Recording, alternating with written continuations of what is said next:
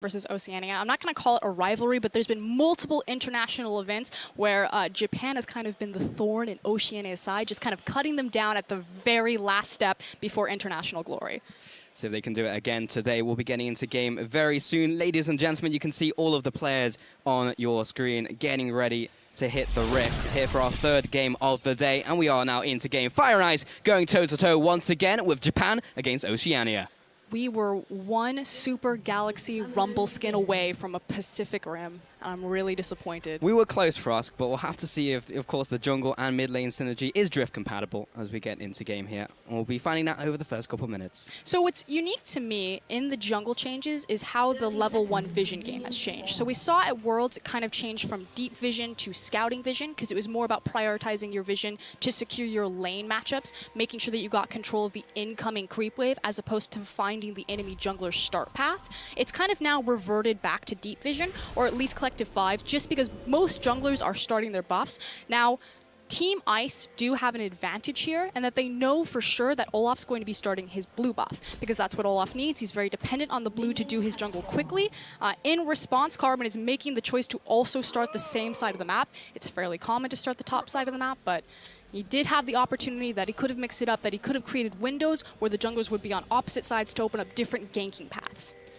It's so very interesting now as well with all the camps changing, the time is changing even, like bot lane can't even get involved in taking those camps or taking that level 1 or even helping the jungler. It's all about getting to that lane first in those long lanes. And this definitely does mean that Bard becomes stronger just because, as Krepo likes to say, he's one of the strongest champions level 1 due to his meeps. And the longer that you're at level 1, the more punishing Bard can be. We'll see if Courage of the Colossus as well as that Ignite on Nautilus can compensate for it, because again, we haven't even mentioned, Kench went to the top lane.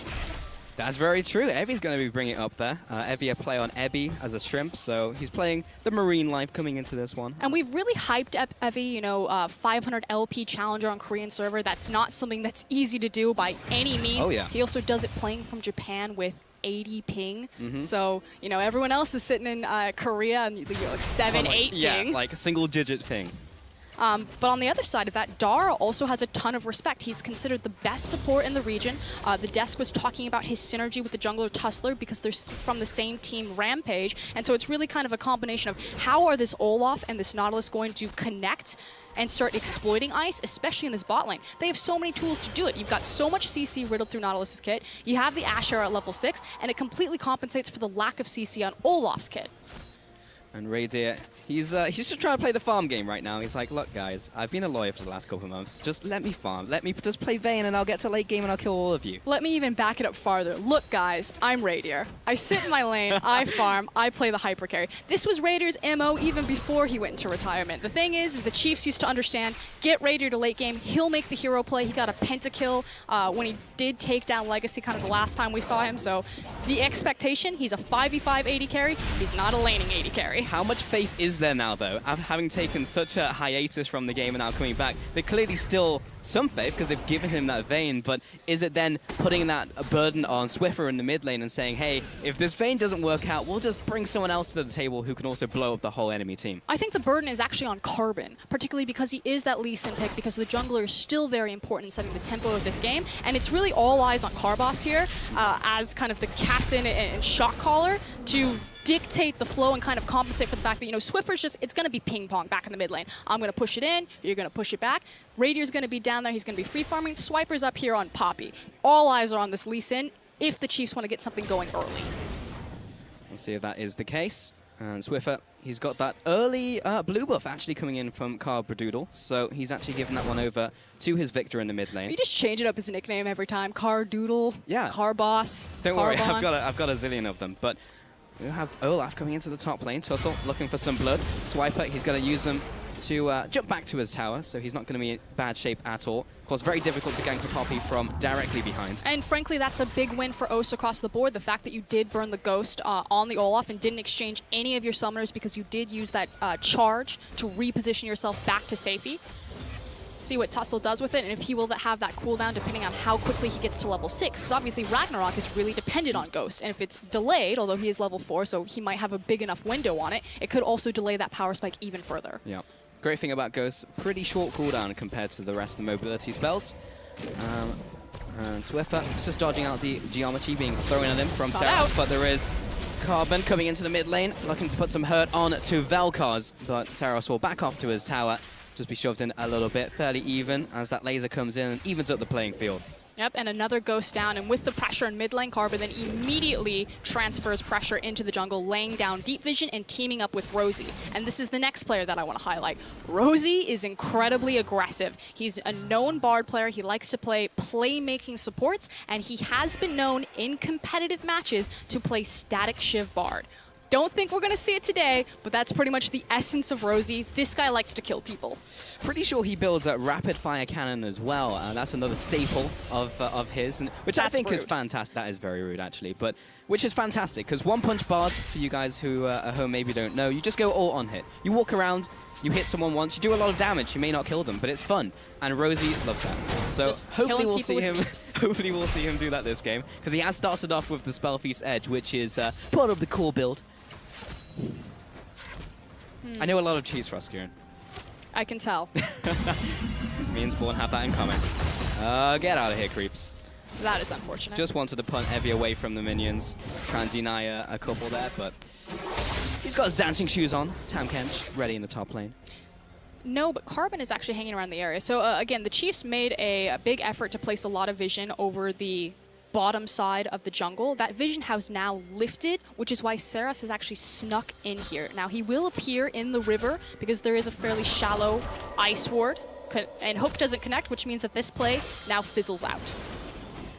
I was very interested in just the plants as well, and also how that affects top laners, because we've spoken a bunch about like the revealing power, and as well as the blast cones or the popcorn, as Atlas put it, but how the top laners will really aggress over those. And because this isn't like a super volatile matchup, then controlling the plant doesn't matter that much. But in an aggressive matchup where you can just push out the wave, there's no jungler presence, and you can really make an impact. So a topic for another time when we have a matchup that will really get involved. I was going to say, speaking of volatile, what Swiffer is doing with Fog of War and kind of taunting Seras on the top side of the map is fairly volatile, as Ice or Oceania are now kind of looking to contest this blue buff. Although, here we go. Life form disintegration! Oh! He'll fall over. That's first blood going to Seras. Okay, so Seras is not playing that game. Swiffer was a little bit cheeky, playing with the Fog of War, just kind of baiting him. You know we want this blue buff. Seras sits in the mid lane, pushes the way forward, forces Swiffer to come back and respond, and then just goes toe-to-toe with the solo kill. We said that this was going to be explosive.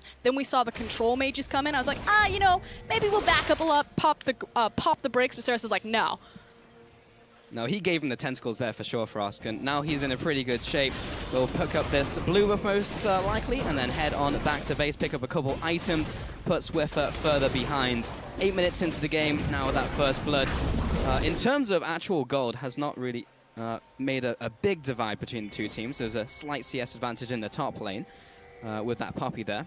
But Seras is actually going to stick around and carry on clearing. No, the most important thing and the big thing on the map right now is Swiffer not having his flash. The fact that Seras made that look easy, didn't have to expend any of his summoners, just really lasered down Swiffer, that can be punished again. So now it's about how will Seras control the creep wave, try to pull Swiffer out from hiding, and try to continue to punish that. So, taking another look, this is really just this laser reaching across the entire lane, managed to hit every single one of his abilities and just blows him up. He was like pretty much full health as well. Like you go against a Vel'Koz, like maybe his like kill pressure is like 50, 60%. Nope, you're at 90%. And Vel'Koz he took you out. Is pretty excellent at, you know, shredding through teams despite whatever their tanky makeup will be. So, you know, Japan obviously recognizing the strength of the possible Courage of the Colossus compositions and having this pocket pick available. True damage, we got true damage. Nice Vayne. Dara happy to clear out this ward in the bottom lane, had that control ward ready to go. And Carbos will give over this blue as well to Swiffer. What becomes scary right now is that bot lane is now level 6, so you have Swiffer, who's in an incredibly dangerous situation not having a summoner mid. Although, as I say that, now we're looking top. Yeah, wet noodle fight for the most part. It was close. He tried to get him under the tower. It is. There we go. He's not done. Another stack. No, he's still going. Slap him. And that's going to force the knockback in from Swiper. So, did get the ultimate out there just by being a douchebag. This does just emphasize, though, kind of the disgusting situation that the Chiefs find themselves in. The mid lane right now is pretty much done until Swiffer gets his flashback. He's in a very precarious situation. It's going to force Carbon to hang around to babysit, hold his hand, which means that no one is there to help bottom lane like this. Man, that... Oh, the CC chain is brutal. Rosie's going to give himself a Zhonya's, looks for the lockdown, but Tuttle's having none of it. There's the Ragnarok. Tuttle will bite the dust, and Raydir, he's trying to get out of there. Carbos coming down along with Swiffer, looking to reinforce the front lines. Already goes down, and Swiper still trying to get involved in this fight, but Evie is the one under attack. Here comes Seros, lasers down Lee Sin, and that will be resulting in a 2-for-2. We're maybe looking for more. Darius setting up the kill onto Swiffer. Goodbye. That's the double kill for the Vel'Koz in the mid lane. And finally, everyone gets involved, and they're able to exploit the small advantages that they had created in the other lane. So great idea from Japan. The execution could have been cleaned up a little bit in terms of their target selection, especially with the limited CC that they had, but overall a victory for them. We're going to see it once more here, Frosk. So this is what I was saying. The fact that Carbon has to respond to the mid lane means that Fire know that they have this opportunity. Lee Sin has to babysit Victor. We have all of the ultimates in the bottom lane. Let's exploit them. So I love the initial decision making here. And then again, it's just kind of the CC, how far that they chase, and the fact that they didn't instantaneously blow someone up with their big important cooldowns. I really would have liked Swiper to come in maybe a fraction of a second earlier, because the Bard ultimate goes on top of himself, and he's just like, I want to buy some time for Poppy to come in, but by then it was too late. Tentacle Monster comes in from the mid lane, and Dara just sets up a nice last kill into Swiffer. If he dodges that, Raydir dies, so took a bullet for the main man, and double kill over to Vel'Koz there. So 3-0-0. Got the Morellan on Macon, a Dragon as well. They're running mid, hold on, Seros. How is he going to do? Carbon. Doesn't have flash, so he can't go in to try to insec him off the tower. Flash, yeah. Tussle getting caught out by Swiper. That's going to force the Ragnarok. And Resonating Strike will not connect onto Olaf as he backs away. But I almost called them the Chiefs. The Oceanic squad not slowing down. Immediately get back onto the field, secure that Dragon, and that's 2 attempted ganks right now, and now a scuffle in top. Well, this is going to be another long one, but from previous indifferences, we've seen the Tam Kench get ahead, and Lee Sin was looking to get involved there, but everyone backs away. Okay, everything should calm now. Tussle now needs to take back control. Preferably clear out his jungle because he's got a lot of oceanic vision behind him. So he should be spotted out by Swiffer. You would assume so. It's also why Raydir and Rosie are playing so defensively right now. So this is actually important. Positioning. So you notice how Rosie and Raydir are sitting behind the tower. It's because they're against the Nautilus. Obviously, unlike the Blitzcrank and the Thresh, who can throw the hook and go through the turret, Nautilus's hook will connect with the structure. So anytime you're facing a Nautilus, just cower behind that. It'll protect you so he can't look for the easy dive because he is tanky enough to do it. Words of wisdom also against Graves as well, because he just literally can't hit you. Here comes Carbos into the mid lane once again. Oh, he missed it. Yeah, Saros will get away with his life. Does go down to half though, because that's the warrior enchant from Carbon, so he's in pretty good shape when it comes to damage. And Tussle and Dara will tag team the Crab. He'll be going down, and Carbos will use this opportunity to take away the blue buff as Swiper comes down as well to assist him. Evie, he wants a piece of this pie, but I don't think he's getting in range with limited assistance from his mid lane and jungler. Give him a lick. Tastes just like Poppy.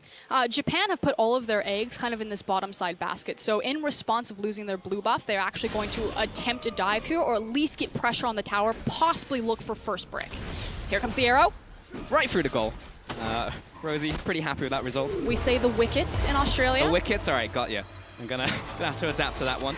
Oh, just misses the wall. If that had connected... Or anyone behind him. There was a good sidestep at the end there. Seros getting kicked back to safety. Will he's sticking down. Nah, he's good. He's good. Oh, the creeps. Changed aggro to the tower. Again, Carbon not having his flash, so just trying to brute force the damage with the red buff. Still going to send him back to base. Tussle wants to do the same thing. Flash, hook from Dara. CC chain. Tussle takes out his counterpart. Oh, hold on, not over yet. He's staying around. He pops the ultimate. He's forcing the Nautilus back, but he's playing with some fire. But there we go. There's the Rampage members, Dara and Tussle together again, and you can see that clear communication. The fact that the Ragnarok comes down, Dara's like, I got you, immediately flashes to set him up for the kill. Very impressive stuff. 5-2 in total here. Fire taking the reins on this game so far against Ice. Just 2,000 gold ahead. But of course, Ice did get that, that speedy dragon, the Cloud Dragon, of course. And they will just be playing out the rest of this game here. Where is the gold distribution? Well, Seros is massive, so that's a thing. And the Vel'Koz is big. Yeah, I mean, that's what we expected coming into the matchup, right? It's just like, it's going to be a lot about this mid lane, how Seros stacks up against Swiffer, and how they get into those late game team fights. We are going to actually take another look at that replay, though. And again, it's as soon as the Ragnarok is, like, look at how far back Dara was when the Ragnarok was proc. The communication of, I'm going to flash this wall, I can get him, trust me, use that big cooldown, we're going to find you a kill. And that he did in the end. Flash from Rosie doesn't connect onto a wall. Weird angle there. Radier coming in once again. Carbon is here to assist. Hereti putting down the damage he can. There's the flash kick that we're all looking for. And that will be Radier picking up that first kill of the game for himself. Radier going for this one-on-one trade. I'm not even sure how this is going to go, but everyone is behind him to assist. And Seros, he was just buying time. You've activated my trap card. And Radier trying to get away, but not going to be so lucky. Down for the count. And Swiffer, meanwhile, takes out Tosso in the top lane. It's a feast in bottom lane as Tamkench finds another. Just absolutely dunked right there. Gobbles up Carbon, spikes him on the ground to pick up the kill, as well as the tower. Huge swing for Japan. 8 and 4 now. Swiffer taking the opportunity to chunk the middle tower, but will not be able to take this one away as this minion wave is dissipating. Big swing here, as you mentioned, for us. Yeah, and that was all on the back of Radier. You know, we said this guy's a retired player. He's now a lawyer. He hasn't played League of Legends in quite a minute, and you can clearly see right there, that was strictly a mechanical error. He stepped forward, didn't respect the space that Ashe had, and you could almost see. Seros is just kind of like dead. chilling. Yeah, see you later. And that will be the shutdown. He put himself in between the wall and the turret. Yes. Small space, nowhere to escape. Speaking of not respecting your opponent. Respect the disco ball. We were saying that as soon as the changes came to Victor Ultimate. It's just like, that hurts a lot. You should get out of there. Unfortunately, did not respect, but that will be a kill back over to the mid laner. And we'll see this bottom lane tussle once again. I mean, all eyes really need to be on Radier. Carbon plays this immaculately to set it up, especially with the flash kick right about here. And again, you can start the animation, and in the middle of the animation, you can apply your flash, put yourself on the other side, and change the trajectory. This, right here. This is, am I escaping, guys? Miscommunication, not knowing your limits, not keeping track of the mid laner. This is classic Radier. And Bard pays for it with his life, and as does Radier himself. And Tussle was just being run down up there. This is my favorite moment, though. Whoop. Learn your place. It's on the ground. On the floor. And Japan really putting it to OCE right now. Here comes the next dragon. It will be Infernal. This is... Carbon's actually in place to take this with Radier. Very risky, however. The Ashe arrow is back up. If I'm Japan, I'm pulling the trigger on this. I'm taking this fight 100%. Well, Tosso's being chunked out. Here comes the arrow. The trigger. There's a hook onto Radier. He's shut down. Carbon takes out Seros off to the side. There's the Bard ultimate. Tosso falling down after Carbon. He finds one. He's onto Swiffer. Doesn't connect the Q. Meanwhile, Rosie being chased down by Dara and Hereti. Trying to get out of range. The Sunfire will finish him off. And Swiper looking for another kill onto Dara. This has turned into a fiesta. It's all tanks. And now Swiffer coming in. He wants something, but there's only tanks. He's so scared. Well, there's the hook. He's managed to dodge it. You can go back in. The hook's down. The Q's coming out from Rosie. He's trying to do everything he can, but he's just a Bard. And Dara, he's good to go. Okay, that 100% should have been Japan's fight, but they made one crucial error, and it was Seros's positioning in the mid lane. Stuck between a rock and a hard place and just got obliterated. Plus the fact that Evie didn't have his teleport or the Tamkench ultimate, but it was just about to come up. So Japan, all they needed to do was be patient. They could have then met the 5v5. Unfortunately, Poppy's teleport came in earlier, and they put themselves at a disadvantaged situation when that was their fight to win. All right, I'm trying to figure out what's going on right now as the Tamkench is flanking. He's dead. There's the knock-up, and diagnosis, Swiffer dead. Yeah. Time of death, 80 minutes, 52 seconds. That is what happened. There we go, contesting Raptors. Get out of there, Carbon. He's got the ward hop. He's good. But now the mid lane push is coming in for Fire. They have the minion wave also there and the entire lineup. There's the hook onto Carbon. Just needs to hide behind the tower, and he's dead before he can get back to his team. Safeguard was down, and as is Carbon. Mid tower will be soon to follow, and the siege will continue. The problem is that without their Victor, they have no wave clear. You look at Vayne, she's just got an Infinity Edge in the bank. There's no way that they can safely approach this tower, especially with the reach and oppression of Vel'Koz on it. So this is going to be 2 structures for free, simply because Swiffer was caught overextended. 2 towers. Another swing here for Team Fire and the Japanese lineup. And they're just going to stroll through the enemy jungle over to the Infernal Dragon, which was not even picked up. So yet another win. And here's the crosswords for Oceania. They can decide, we fight this here because Swiffer has just come off of base. They haven't bought yet and spent the gold of this tower. Or a Riptide will slow down OCE in their tracks. Dara may be the sacrificial Nautilus, but he's going to burn his flash, so he's good. Or the decision would have been to go to the lanes, consolidate the farm, and hang on. Now Oceania are in a very precarious situation. There's just been a ton of gold as well as the Infernal Drink stacked onto Team Fire. They will get a consolation turret. But for now, again, Japan in full control. They can start setting up their vision control around the Baron. And we're going to look at this mid lane fight that really set off the big swing for Japan. Check out where Saros is. So Tussle gets pushed off. And then Saros is just going to get collapsed on and deleted right between Carbon and Swiffer. The teleport comes in, Swiper here. It's now a big numbers disadvantage in favor of Team Ice.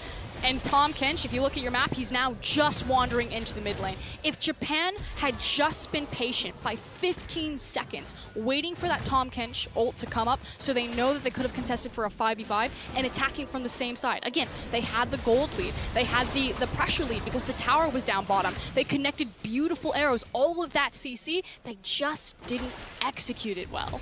But let's emphasize this, though. From that last fight, it was really just like Swiffer being the rock and Carbon's hard plays, just like instantly taking down Saros. The two rivals. The two rivals. And teaming up. We know that like Saros was going to be a big cornerstone of this matchup, along with Swiffer. And the start, it was just like, got the 1v1 kill. Really good place. He's 6-2-4. He's still in a good place. But when you have so much of that goal just going down the toilet in team fights, that's when problems start to arise. But the problem is that Swiffer then immediately overextended and gave the game right back to Japan by taking those two structures and now looking to get more. So the problem is, yes, Saros made a mistake, but I don't think he's going to make that same mistake twice. Yeah, and it's not causing the raid wipe, right? Like he's not... Exactly. Yeah.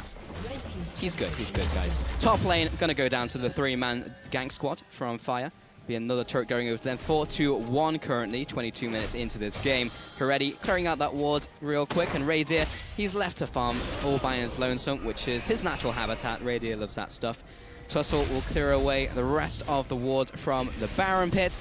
And Carbon, he's just going to check it with a quick resonating strike over the wall. This is also something that gives a higher priority to Lee Sin, simply because of how the vision game has changed. So now you see the control wards going down on Baron. Again, they deactivate wards that they, or sight wards that they see. Correct. As well as allowing you to see them. So they're incredibly oppressive for Baron, which I think puts Purple side in a very precarious situation, because if you actually look at the shape of the map, going into the Baron pit from Purple side, you have to walk through two tiny choke points. And they have a Vel'Koz, and they have an Ashe, and they have a Nautilus. Losing control over that pit, especially for how important that buff is going to be the absolute end of Team Ice. But because Lee Sin has the ability to scout the Baron pit still with his Q, it's like that one shred of hope. Well, I believe in Carbon. I have faith. He can be the shining hope, the shining light of this lineup. He is 1-5-3 currently, unfortunately. However, if he steals that Baron, he will be the hero that we need and deserve. Here comes the TP into top lane. There's a Ice TP setting up for a play. The return TP. Here comes Kench. But the Kench is coming in. Dara, he's going to lock down Swiper already. He's under attack, but Tahm Kench going to gobble him up. Rosie putting some damage down. Carbon, he's going deep. Raydir coming in as well. He's putting down the damage. He's untouched. Dara and Evie only now turning onto the Vayne. Swiffer coming in for the party. But Evie, he's got the shields. He's ready to go. And Tussle, he has arrived through the Bard portal. Oh, there's Poppy going down. And Rosie also going to be sliced and diced by the angry Viking who was coming after him. Victor, I'm not sure he can get away, especially with Tahm Kench closing in with the noose. Dara going to be locking up with all this disgusting CC. That went from bad to worse, and that will be the ace for Japan. But I don't think that they can translate it into anything other than resetting their waves. They're not going to immediately go to a Baron. They probably won't be able to push down a structure, although we'll see how much damage Tussle can do to it. Well, he is half health, so that is theoretically more damage. Yeah, so they're actually just gonna reset the wave, making sure that it pushes in, touches the tower, and will bounce back. Now it's about resetting your position, and again, moving in to control these big monster objectives like the Baron pit. Carbon, he's on the hunt. He's found Olaf. I'm not sure this is a trade he wants, actually. Did he find Olaf, or did Olaf find him? We're about to find out, Frosko. Does he do it? Carbon, come on. Be a man! What? Really? I've seen Carbon go on way more riskier dives, such as the dive they went in top lane. And he didn't go in on Tussle, he had the execute damage. That was montage material waiting to happen. Split second, the Yeah. pressure. I mean, he had 3 seconds to press that Q cross. Like, he had many seconds, many milliseconds. Meanwhile, What's happening here then? Oh, there's the flash, there's the Q, there's the combo. this was the solo kill that we missed while the dive was happening. Okay, so now I get to talk about this dive, and I'm actually... The thing is this composition from Fire is so tanky that as soon as Radier is gone, and since Swiffer is solo killing Saros in the mid lane, it's over. And the problem is that Evie is massive. Tahm Kench pretty much did all of that damage, and it was executed fairly well by Oceania. The fact that Swiper maintained the tower aggro for the entire time, letting Radier just kind of run free. But again, Tahm Kench just gets on the Vayne, and not only is he ridiculously tanky, he's doing ridiculous amounts of damage. I like the fact that... And then he chases, like, Evie superstar that fight. Okay, I didn't like that fight, but... What? Hello? That was gorgeous. No, like, everyone being chased down, that was fine. But Ice, going for that dive in the top lane, pulling the trigger, great. But then as soon as Olaf arrived, they stayed in too long and just got run over. There was an attempt there by Fire to try and go for the Baron, but they were... There's no reverse stopped. on this crocodile. Like, it only goes forward. Did you know that a crocodile can run forward at, like, 60 miles an hour? Really? No. Oh. I was gonna say, they didn't seem like Jumps really up to fast 25 feet. animals. Do you know any facts about crocodiles, or are you just the troll facts? They only run in straight lines. If a crocodile ever chases you, you're supposed to zigzag. Okay. But then you're pathing back into its, like, Not zone of zigzag vision, towards right? it. Okay. So as soon as it turns. So who's the crocodile in this analogy? Is it Fire? It's definitely Kench. Okay. And there he goes. He's got Bard. All right. All right, Bard. I'm gonna need some zigzags coming out here. This is perfect. All right, Evie. He's going in a straight line. There's the zig. Can he make the zag happen? Yes, he does. Magical journey. Okay. It's now the Baron setup. Thank God they have the Cloud Dragon, so that way they can escape the crocodile if it does run at them. Covering that. But right now, what Oceania are trying to do is they're trying to force Japan out of the Baron pit so they can go in and contest the vision, which is why they're shoving down mid. Ooh. That's some dirty wave clear coming in from Fire. Pretty much all dispensed by Wildcards. Yeah, the communication here was a little bit unclear. They were deciding if they wanted... Oh, hold on. Trying to pull the trigger, but both those triggers miss, and Dara wants out now. That's big, though, because, again, that's kind of a breather. That's a hiatus from all of the pressure that Japan are putting down. Although, now it's do or die time. Again, Oceania runs mid. They're like, they're on the Baron. We need to get them back mid lane. Quick, push it, push it, push it. And Evie's call is like, look, guys, let's just commit on the Baron. They've gone mid lane, but this is going to open up into a fight. Oh, Carbon uses his face as a face checker. They need to get out of here, and they need to retain their health bars. Radier, not sure if he's subscribing to that right now. He's trying to dodge away. Rosie, take one for the team! Oh, that was a little too close for comfort, but they both take the Stargates for safety. Swiffer, he's still trying to hang around. They don't want to just get this over for free, and Swiper's in the bottom lane, so actually the longer that Fire do not take this Baron, the better shape he's in. Swiper, he's coming up to try and help. So again, they need to retain their health bars because they can't steal this, but they have to contest it. Here comes the team fight. Saros coming in, Evie. All right, dodge the Crocodile. Swiper, he's made it past the Croc. He's going to knock away Nautilus. Evie being chased down. Tussle, he's going to take it. And Ice do not commit enough. Do they have the tools that it takes to get out alive? Well, Swiffer, he's going to put in the damage onto Saros. It's not going to be enough. Evie, he's still alive. Swiper, no swiping currently. He's moving on to Dara. And he is still alive. He's finally going to go down. Exchange for Swiper himself. A 1-for-1 trade. Swiffer, also low. Tussle. Oh, no. He's putting in the auto attacks. Here comes the TP. This is going to be an angry Tahm Kench. He backs away. Tussle, he's down. A kill over to Victor. He's gone. Where has he reappeared? He's off to the side. He's off to the flank. He's gunning for Ice. Lands the lick onto Rosie. There's too many juicy targets for him to go for. Heretti, he backs away. Best case scenario for Ice right there, but overall, again, Japan still full in control of this game. They secure the Baron, they get the tower, and they're rubbing salt in the wound, frankly. Saros, a gorgeous flash. I don't know if you saw, but Swiper came in for the relentless charge on the wall. Saros immediately flashes it and then turns around, almost kills Swiffer on the exit. Okay, let's see that one again. Carbon, hook to the face. Yeah, so Carbon's dead here. The important thing is, again, that the Oceanic team is able to preserve their health bars because they know that our only option now is that we just need to poke them off or try to fight them off the Baron. We can no longer steal it. So, good play from Rosie. So now we speed it up. The problem is that Radier is stalled out. He's actually hit by the knock-up from Vel'Koz as he approaches again. And it was a really good managing of the Baron, the fact that Tussle is strong enough to take it by himself, and they use Evie to zone him off. That flash right there. Absolutely beautiful. And Dara was the only one to pay with his life, and even then it was close. And Heretti was full health at the end. Come on, Heretti, step it up. But he was positioning. Like, he zones off all of Oceania, allows Tussle to secure the Baron, then he backs, teleports in, and starts the rest of the cleanup crew for Team Fire.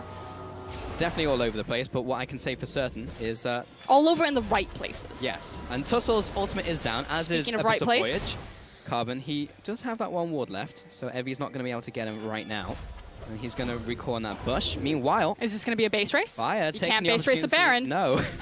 No, you cannot. And we've got the recalls coming through thick and fast. But they are not empowered. Which means that's going to be one free turret. See if Japan can translate this into even more. Again, they have so many dive potentials and tools left. They have the Nautilus ultimate as well as the arrow. So this is very capable, very tanky team. This was very easy CC to land here. Here comes the push onto the tower. The chip damage, there's very little they can do. Radier takes a chunk of damage from Seros. That is starting to burn. Evie, he's walking up. He's being the front line they need. Again, the ultimate used there by Dara to zone away. The arrow blocked there by Carbon. Ultimate comes down onto Seros. This is the opportunity that Swiper may use. He's still blocking up the damage. He's taken too much. The laser will disintegrate him. Carbon also drops there. Evie, he's going to eat up the Vel'Koz. He's in good shape. Redemption comes down for the quick team heal. And that tower is long gone. In for the inhibitor as well. And Fire, they get to do whatever they want. Japan is just all over the place. And Ice, not sure if they can recover as they are getting melted right now. Radier caught as well by Dara. They are zoning him away. Tussle, this could be good. But no, unfortunately, Tahm Kench exists. Tussle will carry on to this tower. Swifer, he's doing all he can. The hero play that OCE need to keep this game alive did not pan out. And Radier cannot come with the objection that he really wanted in this game. And I really wanted to say, Fire, that's the win. That's the win to Japan. Japan step up again and continue to be the consistent thorn in Oceanic's side. They seem to have found the Achilles heel, and every time, no matter what the representation, no matter what the roster, they find the wins. They really were the protagonists of this story, Frosk. I was wondering, is it Radier? Is he going to be the hero? No. No, it is definitely Evie, that guy in the top lane. Not only the fact that he got the Tahm Kench, and this game really kind of solidified the cherry on top, you know, in terms of how strong Tahm Kench is, especially now that he's been added as a flex, being able to move into that top position, being able to move and be successful in that support position. But what Evie was able to do with that champion, constantly right place, right time, starting the fights, zoning people off, prioritizing the objectives, teleporting back, finishing the fights. Just a phenomenal performance. I mean, we heard this guy's the best mechanical player in Japan, and he proved it right there. I mean, he ended the game unkilled, and he outdamaged everyone else on his team outside of Vel'Koz. In fact, he outdamaged everyone other than the mid laners. As Tahm Kench top lane, he went in on this game. And, you know, we said that this was probably going to be a game about mid laners. You know, you got Swiffer on one side, you got Japan's Faker and Seros on the other side, and the fact that across Japan's roster that they had that ace in the hole with Evie in the top lane, the fact that he can carry from a tank position, because that's really what Tahm Kench allows you to do. Yeah. Really perfect play from that side, and we saw a bit of a back and forth in the early game, but ultimately couldn't really get into those late game team fights, and they were forced, and they were forced hard, and I like the proactivity from OCE, thinking about the top lane dive, but they went in too deep, too hard, all got swept away under the rug, and ultimately Radier could not get the game he wanted, and the game that his team really needed from him. The problem is that you have two different ideologies on these compositions for Oceania. So you have the Vayne and you have the Victor, so a very fragile backline. And then you have Lee Sin and Poppy. Now, both of them have great dive potential, a great reach into that backline. And you have very immobile carries. You know, Vel'Koz, he needs to be stationary during his ultimate. Ashe, very fragile, very immobile. You can jump back onto her.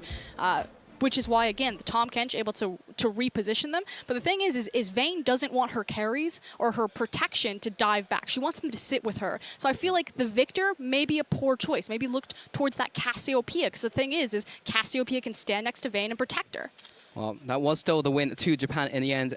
Executed pretty well, I would say, in the end. But Hingers is standing by with Seras from Team Fire to hear more about that victory. Thank you, Pulse. I'm joined right now by Sarah, mid laner for Japan. Congratulations on the win. I want to ask you about the Vel'Koz pick. Is that one of your favorite champions to play? 今回ベルコズをピックしたようですけど、実際自分の中で好きなチャンピオンの一つですか？そうですね。好きなのもありますけど、盤で環境を整えれば勝率が一番高いチャンプだと思って、好きでなおかつ強いチャンプなのでピックしました。Yeah, he's one of my favorite champions, but although I do like him, the draft phase has to really work on my end of the deal, so the draft went well and I thought Vel'Koz was a good pick, so I went with him. Then how did it feel to get a solo kill in the mid lane first up? I mean, you were taking on one of Oceania's sort of best players and you just kind of dominated. Feel good? 今回、ソロキルから始まったと思いますけど、オセアニアのトッププレイヤーからソロキルを奪ったっていうことはどう思います？そうですね。やっぱり強い相手をソロキルできたっていうのはすごい嬉しいですね。I feel really good because I know he's really high level and taking a solo kill from him really makes me proud. Excellent. And finally, I want to ask what you're looking forward to for the rest of the tournament. There's a few different modes.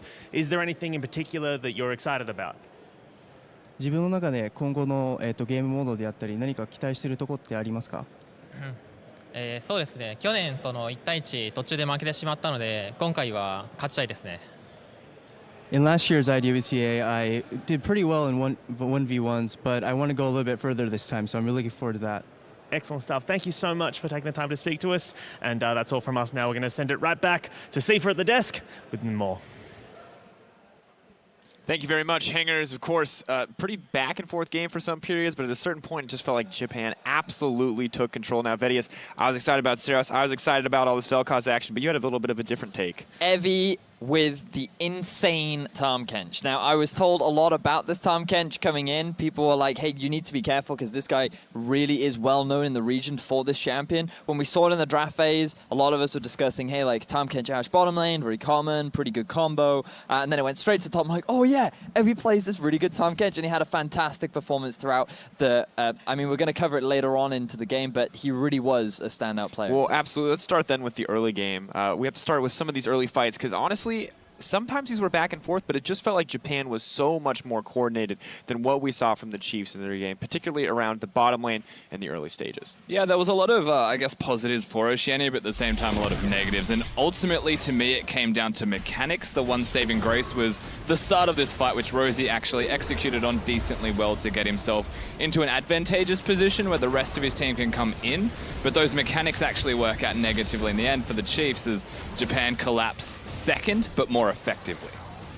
It's pretty brutal to watch. You can see we get a little bit of cleanup here. Carbon moving in with Swiffer to make some of these moves. But honestly, a lot of points in this game. So it feels like Oceania just stayed a little bit too long, maybe got over-aggressive, or the target priority wasn't quite there. So, I mean, from your impression, what is the big difference between these teams at this stage, Rusty? I think there was more of a drafting concern for the Oceanic team above all else. There was some good moves and some bad. So I don't know why they picked Vayne firstly. There's a lot of hype around it. We have seen it picked or banned in every single game so far, but I'm not personally going to say come out of retirement and play the hardest champion in an AD carry role. Play something like the Ashe or the Jhin and just be safe and work with your team. That's the biggest thing for me. And Mithy, what are your thoughts on the Vayne pick? What is it supposed to bring? What did it bring there? Well, my personal opinion about Vayne is that I don't think it's a very good champion, and it's very situational. You want to pick it into a lot of tanks, which is what they had, but at the same time, you don't want to get CC'd, like locked down, like Nautilus can do, for example. So it was a good pick, but at the same time, it's like a very hit or miss champion, and it loses lane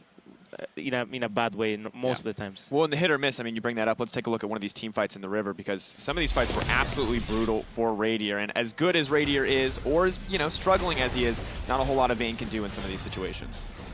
I mean, being forced into this choke point really isn't ideal for him, especially when you have the entire collapse from the Japanese lineup. And I mean, this is something that we do have to credit from the Japanese All-Star team, is that they were very quick to react to any sort of engagement that kicked off throughout the map. All 5 members would try to collapse as often as they can, and it was just so back and forth, but it always ended up with tanks versus tanks in the end. And at the end of the day, Japan, they just had way more tanks.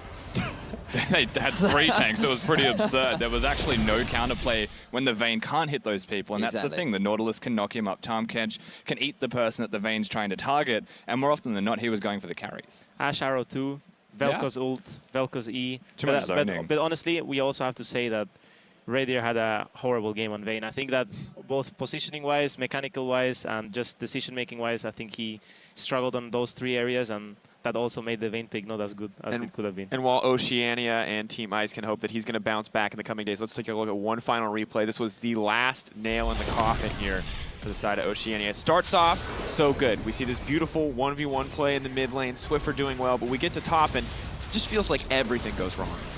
Well, they're like diving at Tahm Kench and the Nautilus, which is very prone to go wrong, and on top of that, they have no minions. They ulted tower and they want to try and go in and get as many kills as they can, as fast as they can, but the Tahm Kench can eat someone and they can stall it out, and it just turned out so wrong.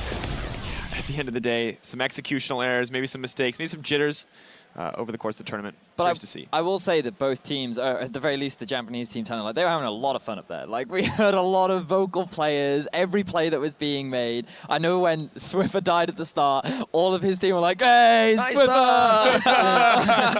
So it definitely sounds like that everyone's enjoying themselves. That's good, at least. And of course, Team Fire now leading up 2-1, building out a lead. We'll have to see if they can keep that positivity as we get further into the days. But it's time for us to take a break.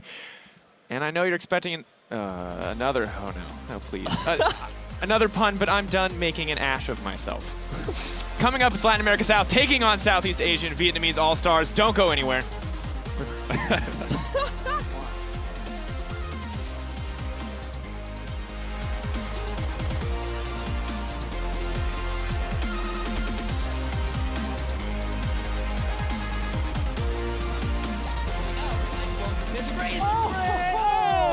Fall over. That's first blood going to Sarah. Here comes Sarah's lasers down Lee Sin, and that will be resulting in a 2-for-2. We're maybe looking for more. Dara setting up the kill onto Swiffer. Goodbye. Dara going to be locking up with all this disgusting CC. That went from bad to worse, and that will be the ace for Japan. Tussle will carry on to this tower. Swiffer, he's doing all he can. The hero play that OCE need to keep this game alive did not pan out.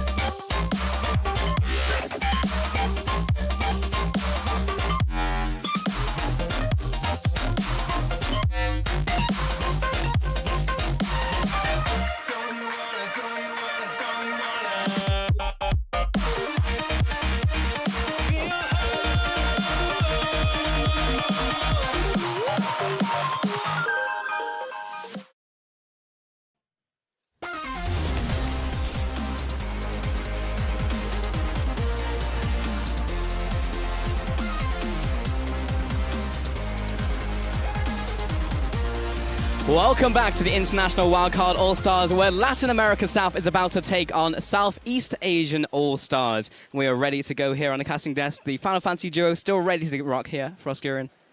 Yeah, we don't have an episode. I'm No, good. sorry, my producer was like, pretty shot 1, pretty shot 2, and then it's like Caster's here. Like, we're not pretty shot 3. I didn't hear the backhanded, like, okay, it fair enough, definitely let me down. But we've got an exciting matchup. I don't know how you're going to top all the chaos and the bloodshed that happened to the last one, but it's going to be, like you said, Latin America South versus Southeast Asia. And Hellier, really cool to kind of see his debut in particular. He's an incredibly popular player on the roster, and also known as the captain in his domestic region. Indeed, indeed. The man on your screen. And you were talking about you wanted that Super Galaxy Rumble last game. Well, we may get it this time, because he is, of course, an excellent Rumble player. So he has a really cool story. He is known, like I said, again, North American fans, you know, the general, and will now meet the captain. And he was on Furious Gaming, and he's now starting a new team, and it's Legacy in Latin. I would try to pronounce it, but I'd butcher it, and I really don't want that hate right now.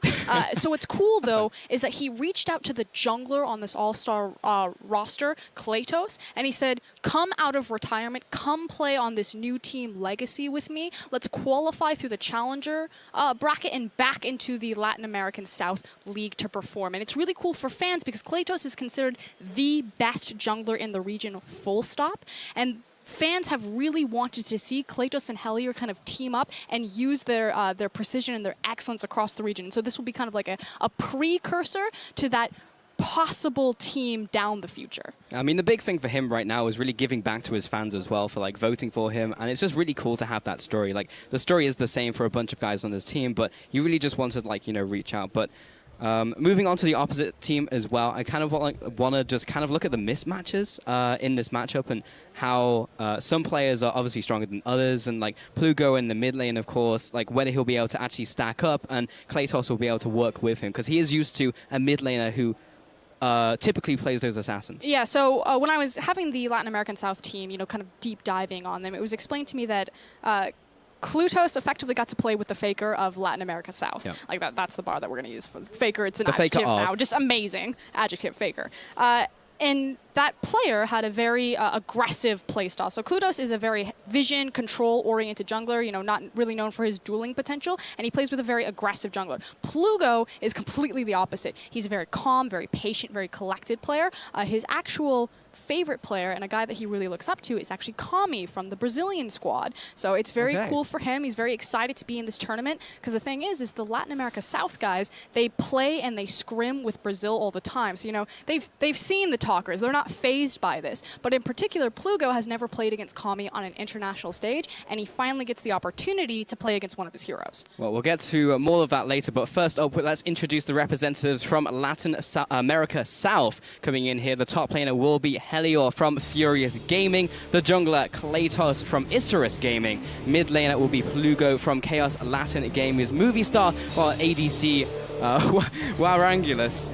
Oh man, I knew I was going to butcher this, from Halfnet eSports. Go ahead. Exactly, and then his support bear from Chaos Latin Gamers. Now I checked with them, he's called Wara. We can call him Wara. That's what he's known as. All right, so perfect. Makes I didn't want to say Waris on air, but for us, take this next one. Don't butcher like I did. And representing Southeast Asia, the Vietnam All-Stars, it's QTV in the top lane from the Boba Marines, formerly the Saigon Jokers. Jungle, it's Levy from Skyred. Mid is Optimus, known as OP-Timus, in his region from also the Boba Marines, formerly of Saigon Jokers. And then AD carry and support is going to be Celebrity and Ron OP, also from the Saigon Jokers. And also OP. There's a lot of OP on this lineup, and we'll see if they can actually like turn up and live to their namesakes, because OP-Timus is known to be like the playmaker and the star of his team. Yes, he is considered to be the best player in Vietnam, and that's funny because I come from the LPL region, and we actually have a Vietnam player tearing it up there, and it's SOFM, and he was a big deal in this region, and so it was a lot of regional pride to see him move into one of the power regions, and even SOFM has said, I don't want to say OP Thomas.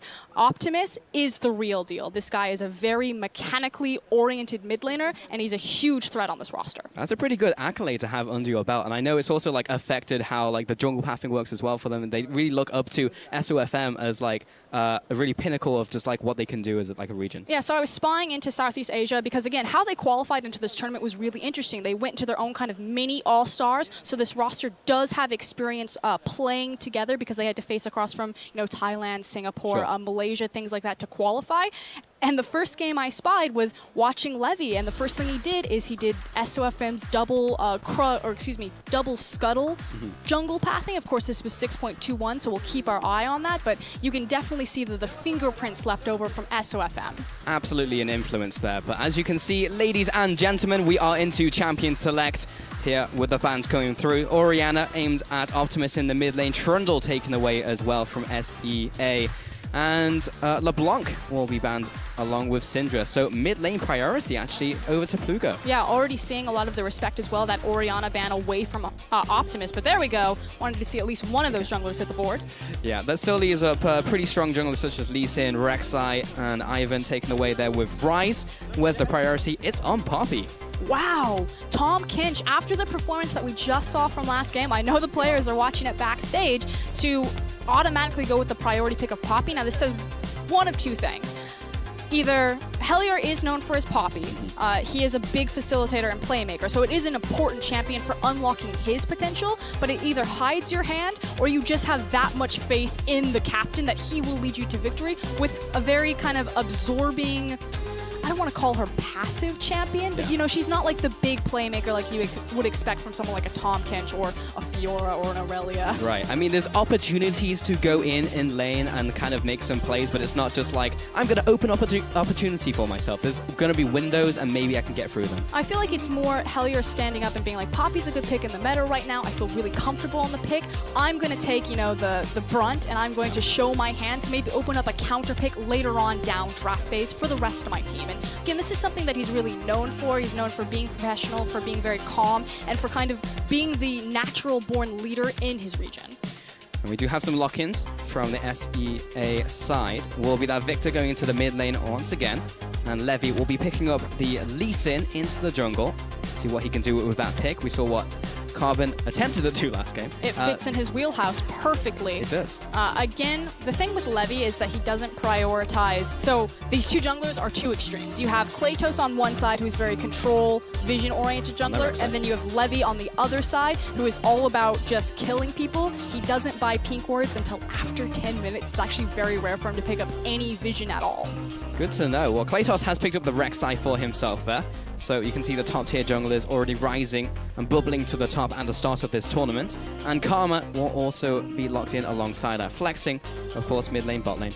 We were talking about it a bit backstage, Pulse, and I'm actually really keen on Rek'Sai right now, just because, again, the changes in the jungle timers from 100 to 150 opens up so many more windows to... It decreases your ability to power farm just because there's less camps on the map, and then it opens up your opportunity to gank. And the thing about Rek'Sai is she's kind of like in the Venn diagram of all of these good things. You know, she's tanky, she can threaten a backline, she can farm very quickly, and she has very unique gank paths and a lot of kill pressure on a lot of matchups. And she can use a certain new mastery, which happens to be very good right now. Tanky. So there you go, right in the center of the Venn diagram.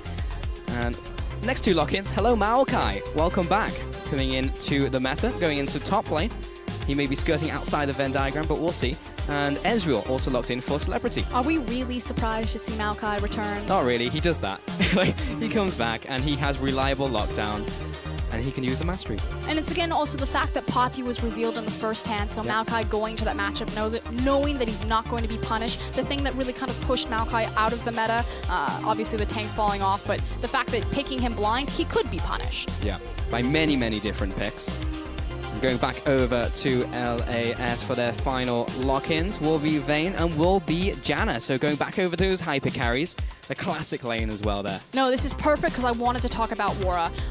So Wara was a role swap from the mid lane into the AD carry, and he surprised everyone by ending up being the best AD carry in his region. He's known for his Vayne, he's known for his hyper carries, and it was told to me that Latin America South would probably build compositions around him. And already we see that. We see the Karma, we see the Janna, we see the Poppy. This is all about Wara, and this is his ability to shine. He's here technically by proxy. He was the 3rd voted player into the position. You know, people either refusing their vote or had too many representatives of the team. Yeah. So this is kind of his moment to say, I'm honored that you picked me, that I'm allowed to go, and now I'm going to show that I'm worth it. I'm going to turn up and show that you were right to let me into this lineup, and that's what he's looking to do. And Vayne is definitely a champion you can do that on. You can go big, and he's or got you all can the go tools.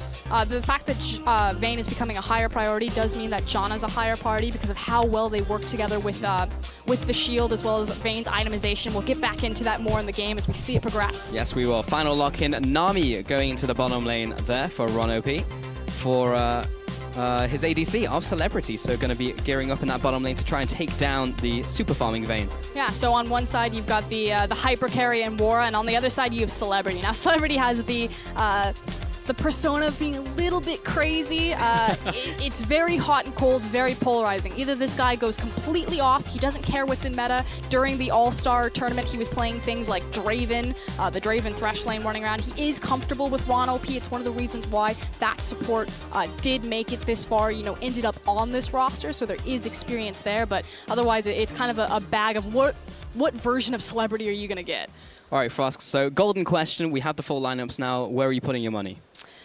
I'm going to have to go with Southeast Asia. Okay. I really do like Latin America South's composition. I like that it has a strong identity that goes with their strengths. I like that, you know, I like when I can kind of predict what a team's going to do, but Southeast Asia, you know, they've been together longer, they've got more synergy, they already went through a tournament, so they should have the upper hand here. On the other side, I just want to see Vayne go big, really. I just want to make that happen. And Karma and Janna are there to facilitate, Rek'Sai to pressure the backline. It's really all down there to make it happen. But once again, jump on Twitter, vote at LoL eSports using those hashtags, hashtag LASwin or hashtag SEAWin. We'll be tallying up the votes and getting to that one in game as we get into this one once again for our second match of the day, the 4th 5v5 that we have. And up next, we'll have some 1v1s for you. So look forward to that. I certainly am. But we'll be getting into this, see which team and which collection of teams, I should say, Fire and Ice will reign supreme and pick up another point for their side. But we are now onto the Rift. The teams have loaded in. Ice ready to go, and as is Fire heating up the battlefield. Players to watch is going to be Klados and Levy. Again, I said this is kind of the control jungler versus the hyper carry jungler. Very polarizing identities for both these players, and their champions certainly fit that wheelhouse. Levy on the Lee Sin, Klados on the Rek'Sai. Just checking some brushes here. Make sure there's no Klatos in there. Mid lane, bit of harass, but of course he'll have plenty of time to go back to base and regenerate some health. This time he finds the Rek'Sai. Oh, Wara taking a lot of damage there from Celebrity and Ron OP. And he'll waddle back to that tower, adding insult to injury. He's good. This is actually really unfortunate. So the reason why is that he has to back, and he's going to lose a lot of positioning for a possible level 1. This could be punished by Celebrity and Ron OP, especially if they take control of the brush. Although, as I say this, Ezreal's actually backing up to protect his jungler, although you still see Nami scouting down, so it's not going to be punished by Celebrity and Ron. But if they had, you know, chosen not to maybe leash for Lee Sin, because he doesn't necessarily need it to stay healthy in the jungle, and just tried to camp that brush, they could have gotten full control of the incoming creep wave, and Vayne and Janna would have been left to their own devices until the creep wave eventually bounced into their tower. And in the top lane, we just had a small trade between Helior and QTV. Gave a slight advantage to Poppy, which is always nice to have because, of course, won't be able to super pressure out the Maokai, but anything she can get just to keep him down, just so he can't just get perfect farm and just arrive to team fights and sit on Vayne's face and force her to do nothing. Okay, so we already have a bit of a difference between the jungle starts. Levy, you know, most junglers have actually been starting their camps. Again, the smite bonuses were taken off, so it just makes sense. Levy actually went wolf camp into Gromp, and we'll keep our eyes on where he goes next. Looks like it's going to be the blue buff. Yeah. Klatos, meanwhile, went for the red and crows, which should give him level 3. Looking for the cheeky level 3 gank. Yeah, and he's, of course, centered around the bot side, around this Vayne. So, I mean, it makes sense. But Celebrity and Ron OP must know that something is around the corner. Exactly. We already saw Revolta pull this maneuver early on. This is the other cool thing. The jungle changes have also changed when the bottom lane's ward, although hold on. Ooh, bit of a trade in the bot lane. Celebrity able to put a lot of punishment onto Wara. Kratos, it's the fight over the crab. He doesn't get that one, but he will put the damage onto Levy. He's going to jump away to Plugo, who hurts in return. Levy's low, but he will be first blood for Kratos. Another jump onto Optimus. He's going to pressure him out of lane. Got that level 3. Look at the damage in from Rek'Sai. Rock in a hard place. Plugo had control of the early push. Victor doesn't get the ability to push out minions as consistently this low level. Oh no. It's going to be the body block there for Bear. And meanwhile, Ron, he's gone a little too deep. There's the heal to keep him alive. A kill is going down. It's over to Wara in their 2 versus 2. Now Celebrity, he's trying to get in there. The auto attacks. Bear, he's still on top of him. He needs to back away. The auto attacks. It's too close to call. He'll flash away and keep himself alive. At the 2v2, Wara with the kill. Bear there, thinking that the Mystic Shot was off of cooldown, blows the flash, thinking that he's going to be chased away by a skill shot, manages to save his life. And Ice come up big in the bot side. Oh, that is so big for the team and their lineup and how the rest of this game is going to go. Set up for success despite being down in farm. For now, we see Kratos into the Raptor Swarm. He's ready. He's waiting. He wants a mid lane gank. Yeah, he's not there for the Raptors. He's definitely checking out that Victor. Hello. Hi. Found her with the Prey Seeker. How's it going? Mid lane, Plugo. Going to be pressuring out Optimus. Mantra Q as well. We'll just pressure him away. So everything has calmed down just a little, but never was expecting the 2v2 Tussle in the bottom lane to actually result in a kill. Okay, we finally have a moment. It's calm. Okay. We can talk about the fact that Levy got punished going for Scuttle Crab. Again, the thing that this guy does in his jungle pathing and is the high priority on Scuttle Crab. He doesn't buy wards, so he has to gain vision other ways, and he will change his jungle pathing to prioritize for that. So the fact that Kratos had a good read on him, met him in the river, and they also had the mid lane shove, beautiful play. This is your MO, and I'm going to beat you to the punch. This is how I expected the jungle matchup to work out, though. I don't really see Levy as the smart player in this one. It's more over to Kratos. Levy's all about the mechanical outplays. Kratos, just kind of reading him like a book, is just how I imagine the matchup to go, and so far it has worked out that way. Again, it sounds harsh, but SOFM, the other big jungler from the region, did say that Levy is very mechanically talented. He's a good jungler, but he's not very smart. Yeah. I mean, we're still complimenting him, we just have to counterbalance it, but his strengths are in a different place. And he's playing Lee Sin, he's playing to his strengths. It's Brawn versus Brain, which is so cool because on the other side, Kratos really is. He's the best shot caller in the region. He's recognized not only on his own team, but also on by the community as well as the enemy teams and his peers. The mic checks really revealed this.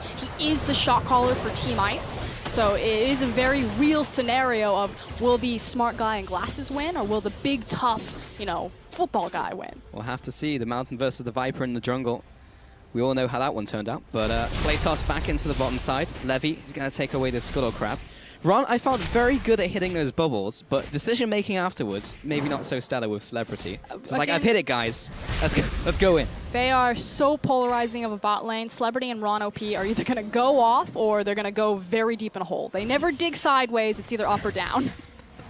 Well, that's how it's gone so far. Presently down, so we need to try and scramble out of that hole in the near future.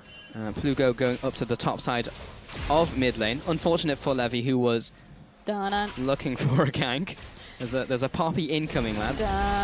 OP to miss. We're going to need to see something. But Levy, he didn't recall in time, which means he is around for this counter gank. Kratos coming in from the bottom side, but Optimus is low. He's down. And Levy also trying to back away to his tower. He's looking for a minion to safeguard too. But with the assistance of the rest of the Ice members and QTV being too late to the party, that's a kill over to Ice. Yep, Hellier has the window there. Make sure that he executes on it. So brilliant mid lane gank. And if we had to kind of pick out a weak point on Team Fire, it is actually with QTV. He is a very popular streamer in the region.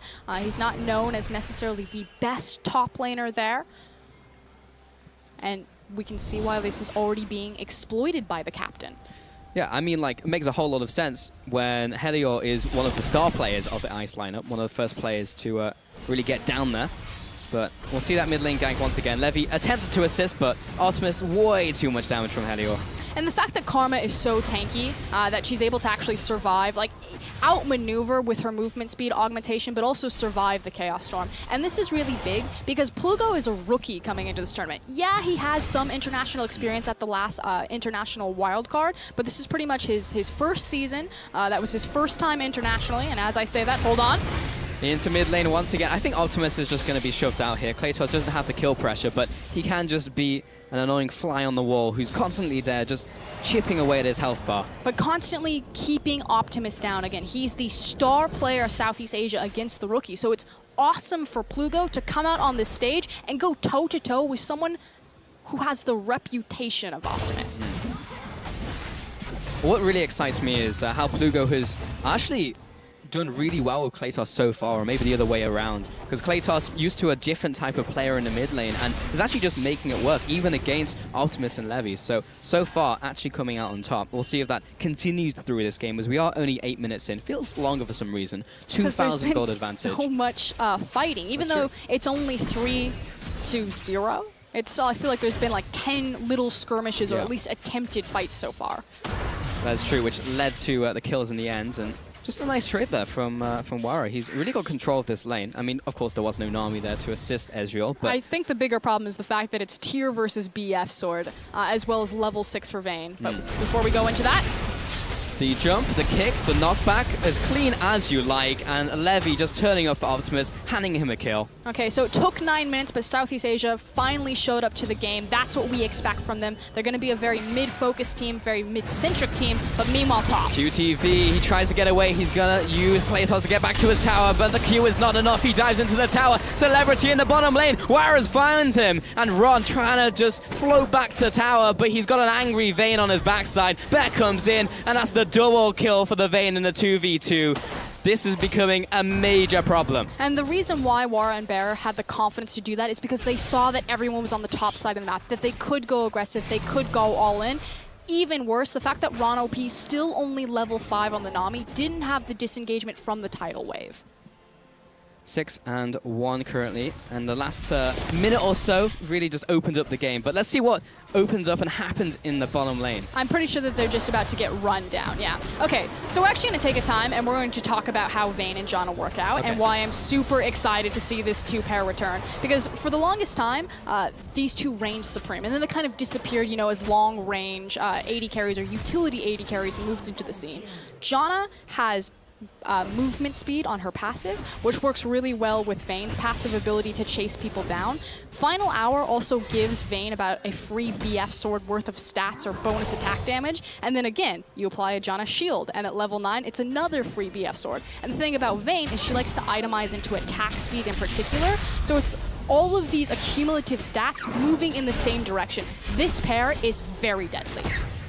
Synergy across the board, and currently Wara is just kind of stacking AD right now. He went for the early Berserk Reaps to help with that attack speed. He's gonna go into the Infinity Edge into double Zeal item. Okay. Will he actually go for like a recurve bow first, or like anything from like the Hurricane, or will he just go for the Infinity Chase straight off? Can touch that point in a second, as Levi is getting battered right now by Kratos as he walks into that jungle. Brain seems to be both Brain and Brawn currently in that matchup. I mean, he wants to fight the Rek'Sai. The problem is that his mid lane's still in a fragile situation as well as his bot lane. So it is really risky, as I say that now. Meanwhile, in the top lane, we have proxy farming happening. The life of a Maokai. Yeah, the life of a Maokai. But the thing is, Levi cannot afford to go aggressive and invade Kratos anywhere on the map. All three of his lanes are either neutral or losing right now. But the good thing in the top lane for QTV, at least, is he's holding pretty well on farm. Here comes the teleport, here comes the dive. It's the bottom lane that we really need to look at, because Celebrity and Ron OP not in a great position. Kratos is coming in, and so is Poppy from the top side. At least someone's going to die here, and I think it's going to be the Nami. Kratos is the one to collect that one for the Ice lineup. And it's just yet another kill for the blue team. But Latin America South fans must be going nuts right now. Kratos and Heli are leading the charge on that dive. The ward was placed, the teleport comes in. He's like, it's fine. You go this direction, I'm going to go this direction. Hit him with the blitz. Perfect. Perfectly executed. Just like the mid lane from Levi and Optimus, that's the only play they've made and really got themselves on the board. And we just haven't seen anything else happen, while bot lane is bleeding out. Celebrity not in a good place. Ron OP, they just cannot contest that lane. And there's nothing that Levy can do because he's not even winning the jungle matchup. So that all of that will culminate and allow Claytos and the rest of his team to pick up this first dragon. Yep, it's the 1-2 punch. Like you said, the first tower into the first dragon, and it's just so much control right now for Team Ice. It's now a question of where do they strike next, and it's already being shown. The fact that they're sending Wara and Bear towards that top lane, and they're going to continue to try to siege down towers. The other cool thing about the Vayne-Janna combo is the fact that Janna helps compensate for the one thing that Vayne's really poor at, and that's sieging towers. She's a very short-range AD carry. You know, it's super unsafe for her to approach a tower, especially against the likes of Lee Sin as well as Victor, and start pushing that down. Janna gives her the safety with the disengagement in the Monsoon, as well as helps her siege down these structures again with that shield at level 9. Levy is heading into the top lane, connects the Q onto Bear, but Bear... She still has her Monsoon. He's good to go. Here comes Ron, trying to open this up for his team. Wara does get locked up. There's the flash. Another flash by QTV. Keep him in place. Claytos coming in. QTV can't quite get in range to finish him up. And look at the return damage. That is what Vayne will do to you when 4-0-1. Claytos looking to set up another team, another kill for his team. But another 1-for-0 pick is all good. Good attempt right there. The fact that they threw the tidal wave from the river, trying to hide it, make sure that they connect with their target. Unfortunately, it was on top of a control ward. So good attempt from Southeast Asia, but again, Wara, he wasn't the first choice, but certainly making some fans on the stage today. That's exactly what he wanted to do, really. And when you look at this lineup, so many people coming into this tournament as their like farewell and thanking their fans for putting them in here. But Bear in particular. They are turning up. This is Bear's like last hurrah. Yeah, so Bear was actually asked out of retirement to come to the tournament for a goodbye to his fans. Speaking of goodbye, Claytos is like, this is mine, see ya. That one level advantage takes that smite away, and Levy's quite upset that his lunch money was just taken from him. But it's accumulating pressure towards the top side of the map because, again, they've picked up their bottom lane. They're both in siege mode right now. Unfortunately for Celebrity, he's just between items, sitting on the variety bucket, if you will. He's got his Tear, he's got his Sheen, there's a shield in there. Now he's going to die. Wara wants some of that variety mix. Oh, yeah, delicious. In the bottom lane, QTV, he's on to Heliot. Oh, someone died. Victor is dead. Levy coming in, finds Pluko. This 1v1 not going so hard for the Karma. There's the heal, keeping him alive. Meanwhile, QTV will lock him up. They will sandwich him in and be happy to pick up at least another kill. They doubled their kills in that last trade. 2 for 1 here, but that leaves top lane completely exposed for Vayne. The flame is still burning for Team Fly, although... It's kind of a flicker right now, Frost. It's just real tiny. Yeah, real tiny. Real tiny. Meanwhile, while all of that's happening, good chip damage as well as a wave reset up in the top lane for Team Ice. So still in full control of this map as well as the game.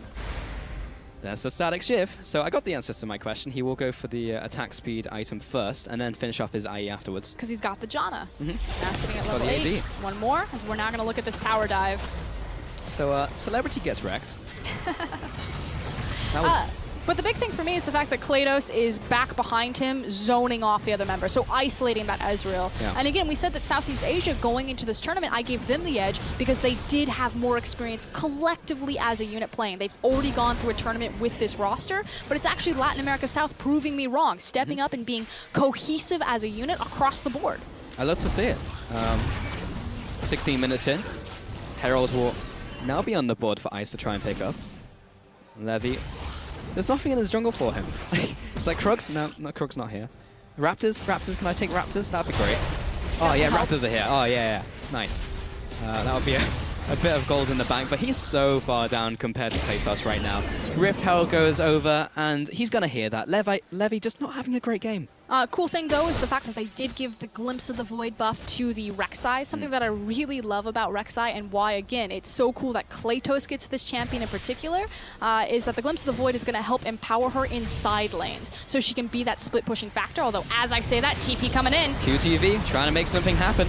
Levy coming in. There's the tidal wave. Optimus coming in there as well. Everyone has joined the party. Wara gets locked up. This could be Levy's chance to get in there. He jumps in, but there is too much peel from Janna. Wara picks up the kill onto Levy. So, Celebrity not quite there with the finish off with the ultimate. The re-engage from Ice, as you put it there, Frost, is well in form. Heliot trying to get in range, lands onto Ron. hits him with the hammer shock. He goes down for another kill. And this is an absolute whitewash. There is nothing that Fire can do. That team fight was so well executed, and it's not done yet. The static shiv proc so That was close. scary, real scary.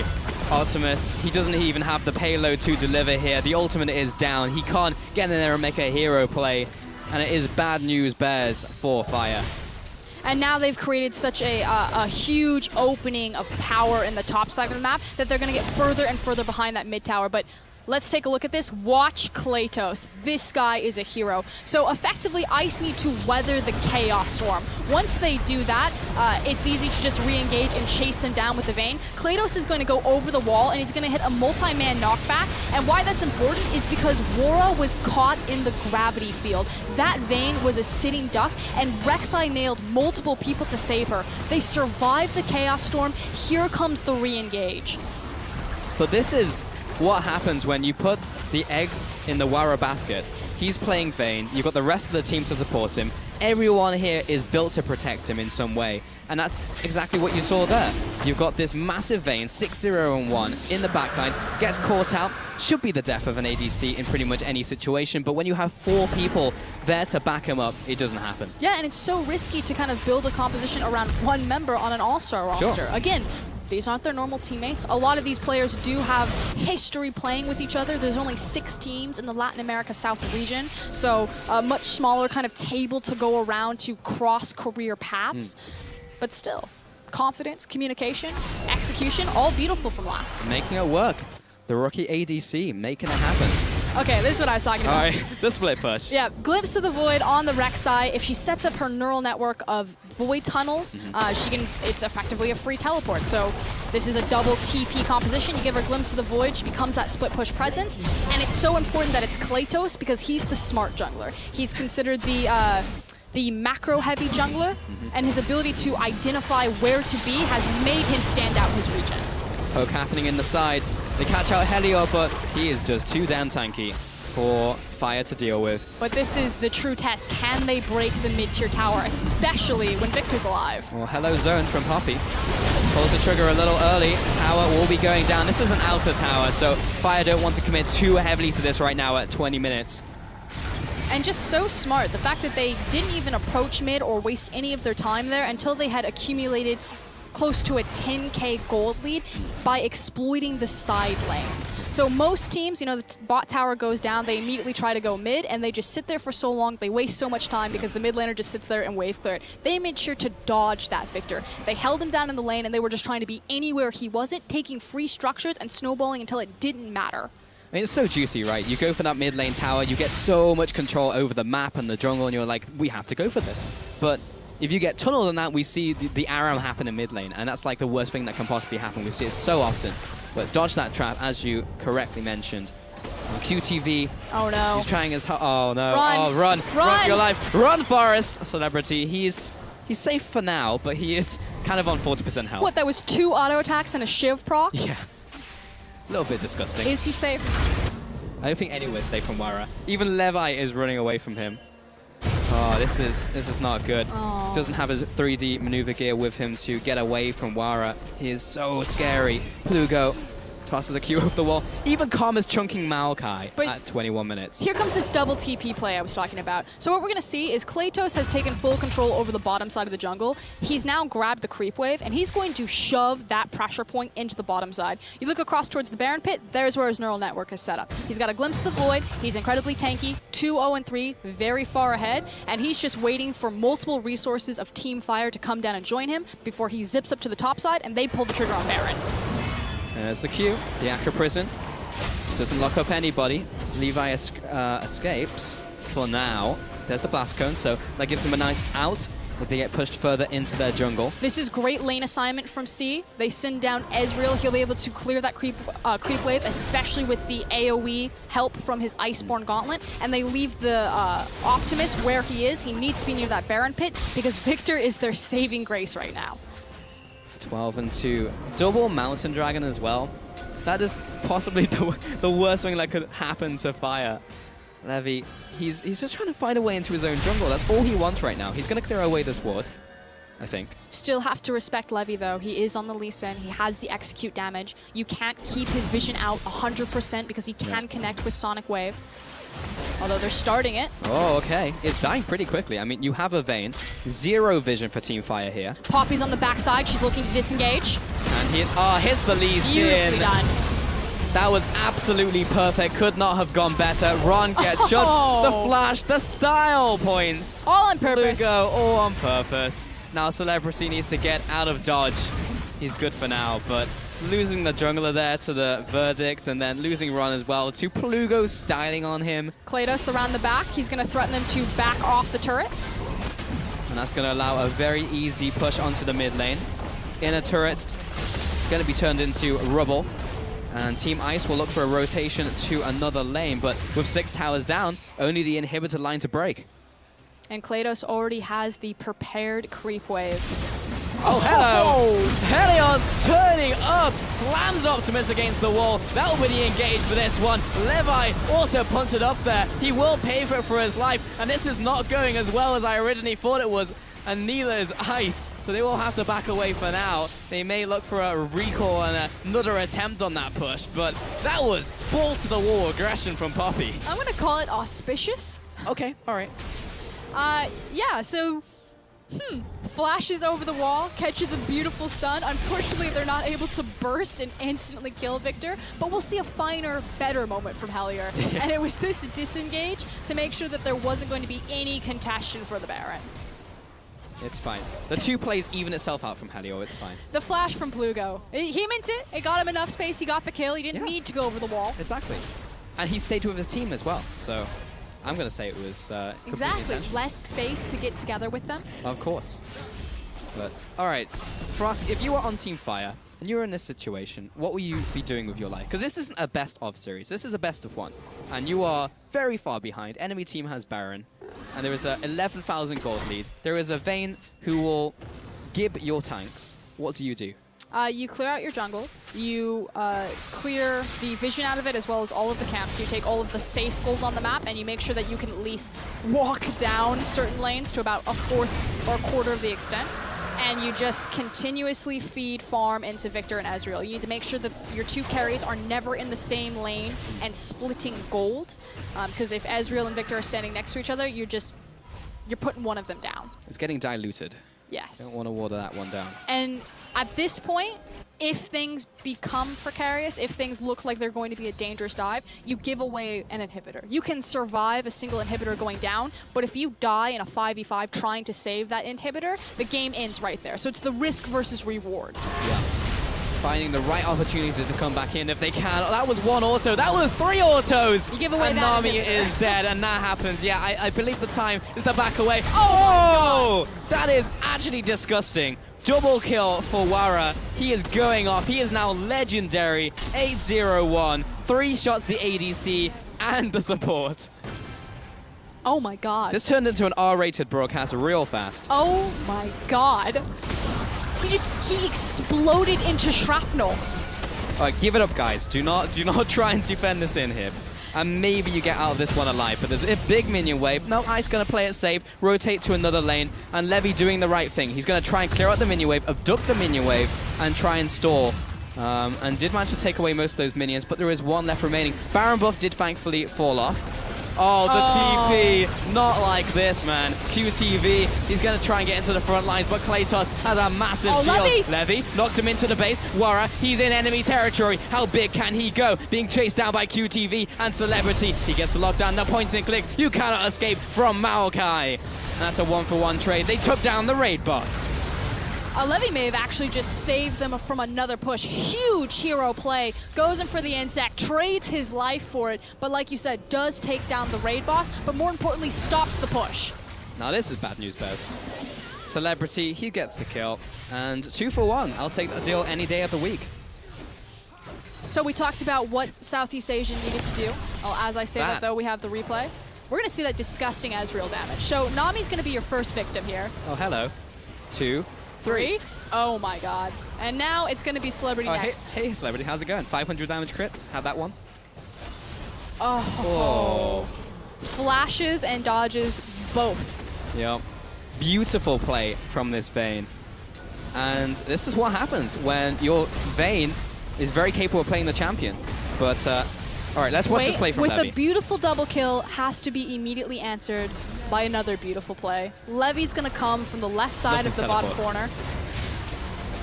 That bubble on the teleport miss was unfortunate. Tumbles and already dodges the tidal wave, then straight into Death's arms. Meanwhile, Optimus is just destroying the rest of the team and keeping them zoned off long enough that the Vayne finally falls down. Really great from Levy there as well. Places down the first ward. No, not the right angle. Places down another one. I will find you and I will kill you. Plugo takes a bit of damage over the wall there from Victor. Blast plants away. See you later. And Bear will go ahead and clear away some of these wards. Wara, of course, being a little anxious, does not want to get caught out by the Machine's Herald. Okay, so those hero plays, what they did is they bought Southeast Asia another foot into this game. It means that both teams are looking at the Baron. Now, the advantage for Team Ice is that they have the super minion wave in the bottom side. This is pretty easy. This is the Baron inhib. They're going to play with the split push pressure across the map. But again, Levy can also just steal the Baron. Just steal the Baron. That's just all you need do to it. do. I mean, he did take down the raid bar pretty much by himself, so he has the potential. And that was, I would say, a smart play and well executed. So he is showing his prowess later into this game, but being 16 kills down, so much gold here. It's the higher level macro decisions. You know, the ability in the confidence that Kratos has shown on the map, you know, the fact that he's leading the charge, that he's prepping the creep wave, that you see the ping go down and the Rek'Sai is already moving up. They're like, come on, guys, follow me. We're going top now. We're taking this tower. Okay, back up. We're going back towards the Baron. Set the ward. Versus Levy, who's like, reaction, that split-second decision. How do I make the best miracle play possible? So they're both impressive, but in very different ways. And it may be a case of the bigger they are, the harder they fall. If the kills weren't all on Wara, but unfortunately, Helior has some in the top lane. Kratos is pretty big himself. Plugo's also a threat later into the game. Wet Noodle fight in the bottom lane, so it's going to be an uphill struggle even if they do find the perfect fight onto Ice, which is the real big problem here. And the Baron has spawned. Control ward already down for Ice, really punishing for Fire, despite managing to get that one down themselves. So Levi, again, going to have to pull that hero play, and he's around the area to try and do it. They've got 3 control wards in the area.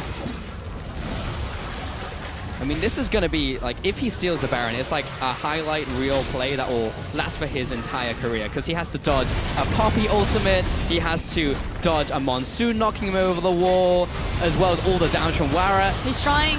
Can he get into the pit? He's trying to get in range, but immediately stopping the Baron. Ice with the heads-up play. Redemption coming down. Great kick. Will be the disengage that Fire need. But Helior, he gets the flash, he gets the knockback, and this time it's going to work out for him. Kratos coming in there as well, shrugging off the damage from the laser. Blast Plant will help Fire get back to safety. No kills here, but that has put Ice in a perfect opportunity to try and re-go for that Baron. Helior does have teleport and is standing on the back side of the pit. He's looking for Lee Sin. He doesn't care about anyone but Lee Sin. Baron's down, and now the turn and burn. Levy over the wall, over to Celebrity QTV, being the blocker that his team needs right now. But Wara, he's going off. He's found Nami. He's found Optimus. He heals to try and get in range, and that'll be returned with the flash from Optimus. It's the 1v3. I know you want to go for it. I want you to go for it. But Wara, he plays it smart. He backs away with his team. You can tell good teams from great teams by their Baron setup. It was kind of what we saw start at Worlds and was the defining difference between who would move on from the quarterfinals and who didn't. The Baron setup from Latin America South was actually very sophisticated and very well executed. The cohesive decision across all the members, stop the Baron right now. We're not going to risk a 50-50 steal. Get this Lee Sin out of here. Chips away at their health, gets Poppy in position. Very impressed with this all-star squad. Very impressed. Yet another dragon to add to their bounty. They have a ridiculous utility belt. 4 dragons. Baron, Wara, like, they're in such a good place. But Fire, they're hanging on, like props to them. They've had an uphill struggle and they are still making plays, still pushing out of the base, trying to get a steal, trying to get a setup. Like the fact that Helior sees all of these people and he doesn't care. Any other Poppy player, he's like, I see all of them, I gotta go in, I gotta push the team away, I have to save my team. He's like, no, what is my responsibility? What is my goal? What is their only option? Lee Sin. He was like the Terminator. He absolutely was like the Terminator. And he will be back into the top lane, where he is found a nice minion wave. 5 threats to meet him and guide himself to the tower. I think I've seen this play before.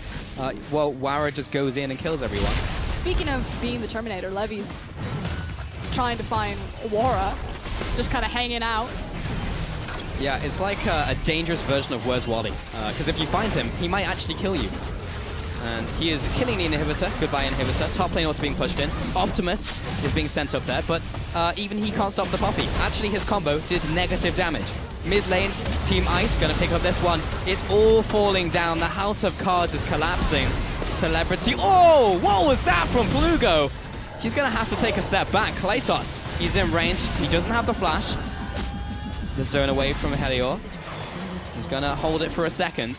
But with all inhibitors down, Team Ice, they can play it safe. They can play it cool, calculated, as the namesake.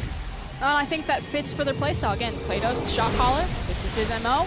They take all 3 inhibitors, pretty much smother Team Fire, and then back, reset, spend all of their global gold, probably hit up Elder and look for the kill. Now, we are putting a monopoly on all of the bad puns for these 2 teams. You heard it here first.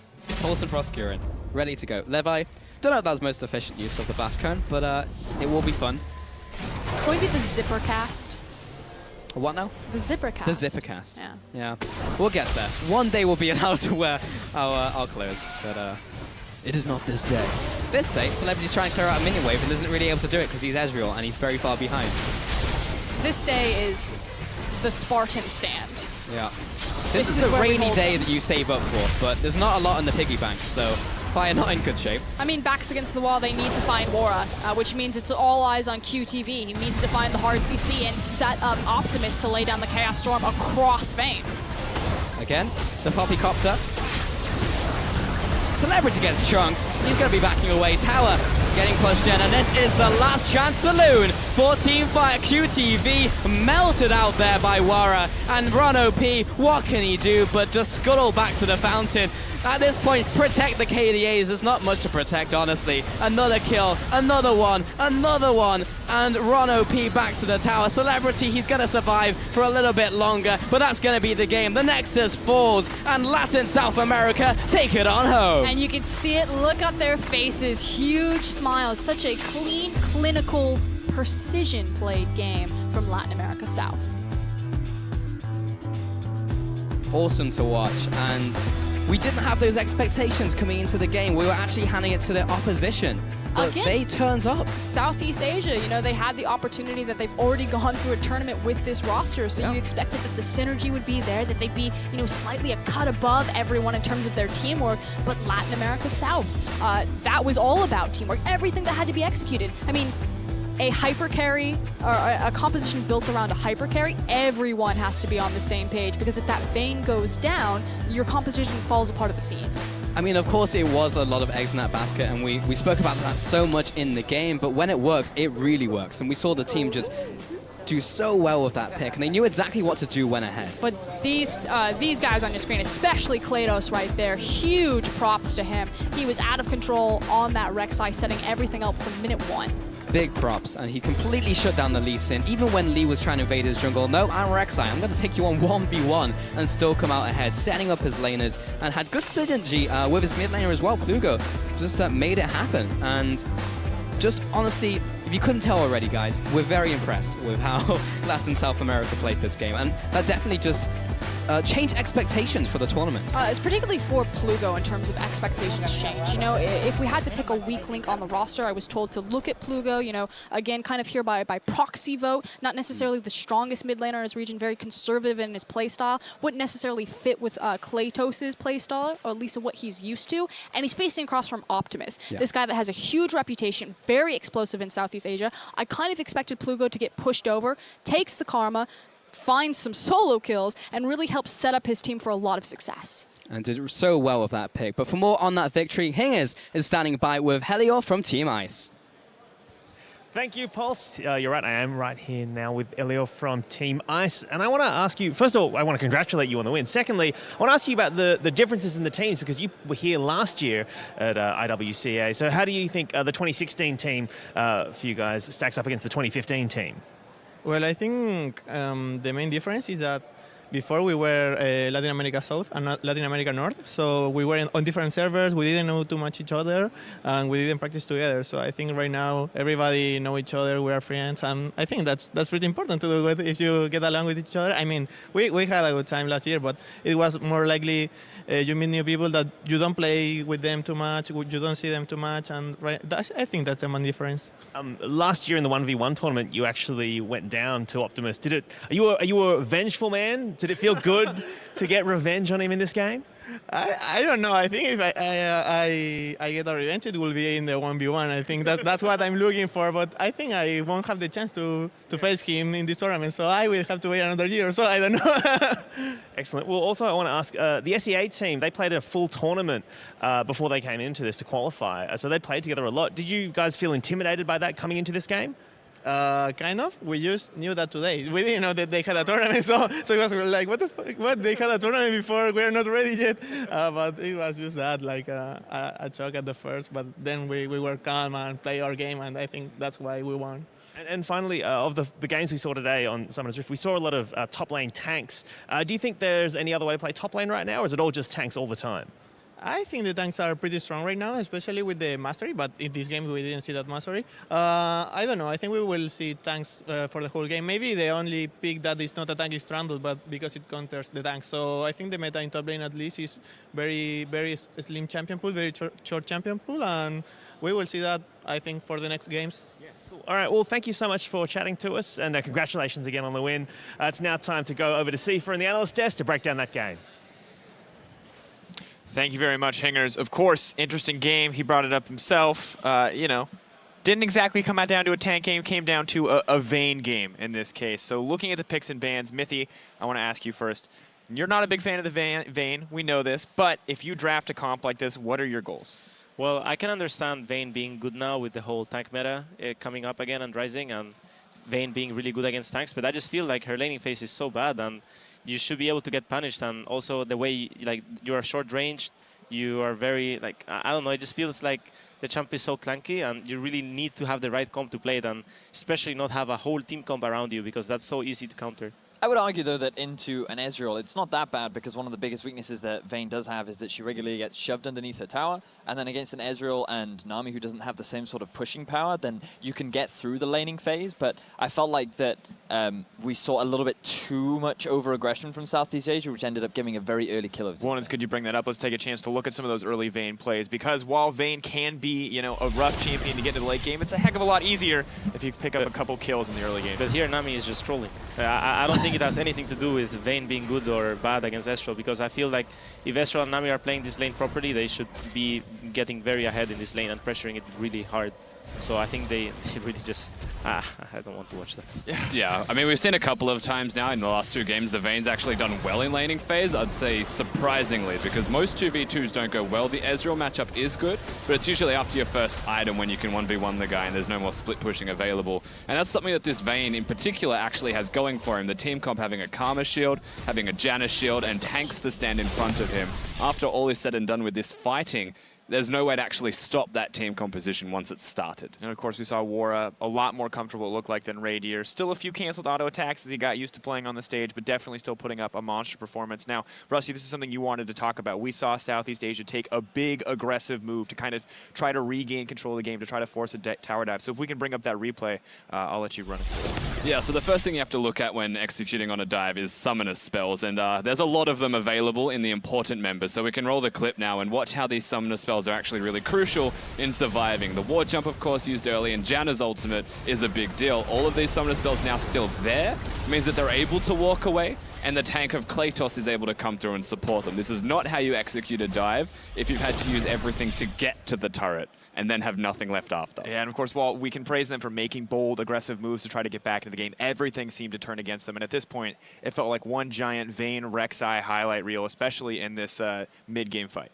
Yeah, I mean, the next replay that we really wanted to highlight very much looked at the best case scenario for Southeast Asia, because they had a situation where they were successfully able to catch out the Vayne. I just want you to keep an eye on the Vayne's positioning, because right now she's fine. She's using all of her ultimate on top of the Maokai, then she ends up getting hit by the bubble, followed by the gravity field. And at this point, you'd think if they can just nuke the Vayne, they can turn the fight around. But she has so much peel, she has so much sustain, and the front line of Poppy and Rek'Sai just preventing people from guaranteeing that lockdown enables the Vayne to get through the fight, and then Team Ice can just clean up and finish up. Yeah, this is that point in the game where the two tanks and carries of the team can shine. That's because they're really behind, though. I think that if the game was equal, Vayne would not be able to auto-attack. That's maybe I'm just biased towards Vayne, and I really don't think the champ is good. I don't know. I hope that I'm proven wrong, like I keep getting proven wrong, you know. But I still stand with my opinion that I don't think Vayne is that good. Yeah, at the end of the day, though, Wara did put up some insane numbers on that Vayne overall. An absolute powerhouse, and maybe you do need that lead for it to be a viable pick, but he got it. At the end of the day, he made that one happen. So with our Summoners Rift games of the day done and dusted, let's take a look at how Fire and Ice are measuring up. Now as we look at those standings, you can see 2-2 overall tied in the standings within the bracket. Interesting to see how this one's going to unfold, but of course, we need a winner at the end of day one. So looking forward to some 1v1s. I think we've had some good games today. You know, I think that start of the day, Brazil versus CIS, I think that we were in favor of the CIS composition, but it definitely looked like for a lot of that game that Brazil were actually in control with just a few map mistakes. It could have been another point over to Fire, but then also later on in the day, we saw Japan have a good performance up against Oceania. So, like, we've seen a lot of back and forth from both these sides. Yeah, interesting to see, of course, from the Rift to the Howling Abyss, though. Grab your Poro snacks, because after the break, the IWCA 1v1 bracket gets underway. But before we go, let's take a look at the winning region of our last game, Latin America South.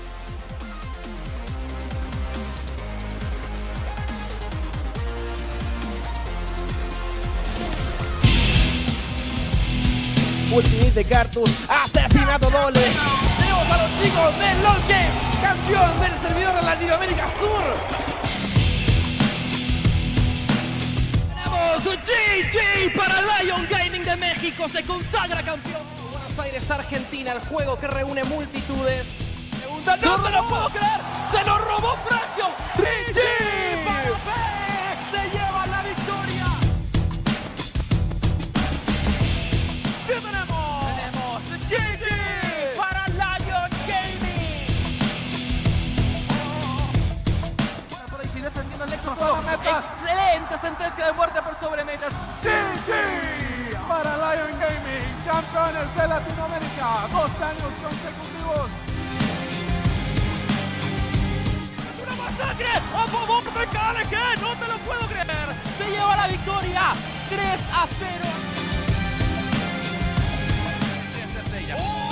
¡Nota de choque de parte del Racing! GG para KLG, bicampeón latinoamericano. Avanza con todo Isurus, se adelanta Seiko, culmina los jugadores de Isurus, se lleva la copa y se van al International Wildcard en México. Que se sienta fuerte el apoyo a estos dos grandes equipos. Que es complicado ante la espada y la pared. Terminaría cayendo en estos pocos segundos. Atento Seiko, muchísimo daño. ¡Tenemos GG para KMB! Termina llevándose la serie luego de estar 2-0 en contra de Isurus Gaming.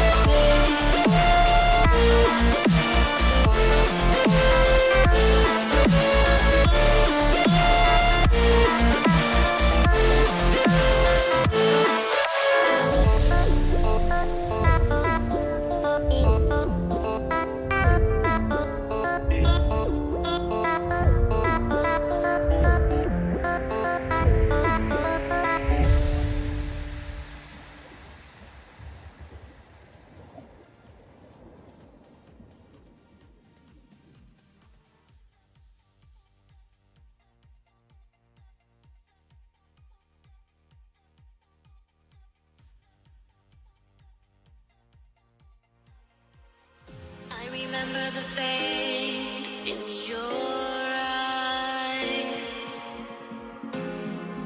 I'm lost in space, floating away.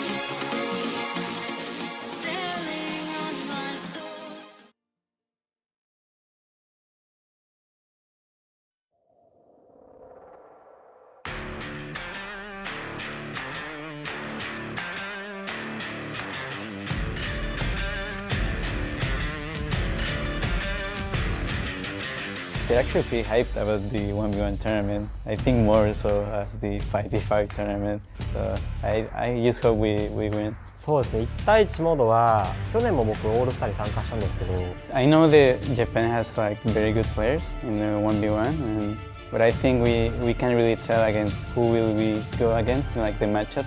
信頼できる選手にエビ君を挙げたんですけど、逆に言えば結構 I expect a lot from my team actually. I know being Latin America, normally we're the butt of the jokes, but I feel like our chances are pretty good. オールスターの中で尊敬してるライバル視のようなものをしているのはやっぱり同じミッドレーナーである選手とか、あとは We're gonna have fun and play. Confident in my team, even if it's like a fun game mode or something, like you don't want to lose. You want to have fun, but you don't want to lose. Welcome back to the IWCA, where we are about to get into one of the greatest tests that a League of Legends player could ever endure, the 1 versus 1. Now, we've mixed things up a little bit here on the analyst desk. Zach Rusty Pie still joining us, but this veritable cloud doppelganger is Richard Pulse Cam, our 1v1 expert. So here's how it's going to work, ladies and gentlemen. Our 1v1s will be played on the Howling Abyss. The first player to get a kill, 100 CS, or destroy a tower wins.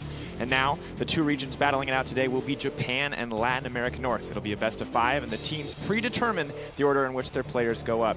So, what is the meta, Pulse? What are we expecting for this year's 1v1? I have a lot to live up to. Introducing me as like the expert of the desk here when I got Rusty next to me, I know we're going to be able to bring it to the table, but just looking at like generally how 1v1s have gone, like range champions like Caitlyn, Quinn, anything with like kill potential like that, and with Poke, very high in the priority. Looking at different champions and like of course how Saturns are coming in, that could change a little bit, but there will be like a mini meta that forms over the next couple of days. And of course, the reason you're the expert is because Rusty and I both lost our 1v1s in our practice event person yesterday. That The is only true. person on this desk to win his out overall. But interestingly enough, I feel it's important to point out to you guys and everyone at home watching that this particular rule in our format, Section 5, Subsection 3, Rule 2.2, the Froskurinn rule. Players will not be allowed to redo a match if they snowball themselves into the enemy fountain. Now, this rule has been inserted due to an incident at a previous All-Star event, and it was named after its perpetrator. Let's take a look. I think it's safe to say that this was a disaster. Where did he go? The sad part is it happens more than once from the last All-Stars, so you might have remembered this. How embarrassing. And maybe this one as well. That one felt on purpose. Yeah. I mean, the time was a little too good. Because there was a delay there as well, it's like, oh, I can still click snowball. Let's go. And yeah, after that, he wasn't allowed to carry on doing that. So yeah, we've removed that from the ability to play. Yeah, so 1v1s aside, is there any new champion, before we toss things over, that you guys think is going to make a splash here? Any reworked champions of the Assassins that you think particularly stands out in the context of 1v1? I don't think there's a particular assassin that stands out unless you really want to go deep and cheese with something like a Rengar or Kha'Zix. I personally look towards Pantheon as a big pick, Karma as another big pick, and the entirety of the marksman position. And by marksman, I'm also including champions like Kindred in there that we need to actually consider. Definitely interesting to see. Pulse, your thoughts? So I think there is a potential for us to see Cat, but only if players have gone really in on like actually learning her, because he's a very high skill cap champion, and if someone actually like knows that's the case, then someone's just going to ban it out against them. So there's a chance we see a player pick up that Cat arena and actually bring it to someone, because there is so much outplay potential. But other than that, I agree with Rusty. Well, a lot of mechanical prowess on both these teams. So to kick off our 1v1 tournament, Japan of Team Fire will be facing off against Latin America North from Team Ice. The teams are almost ready to send in their first combatants, so let's send it over to our casters.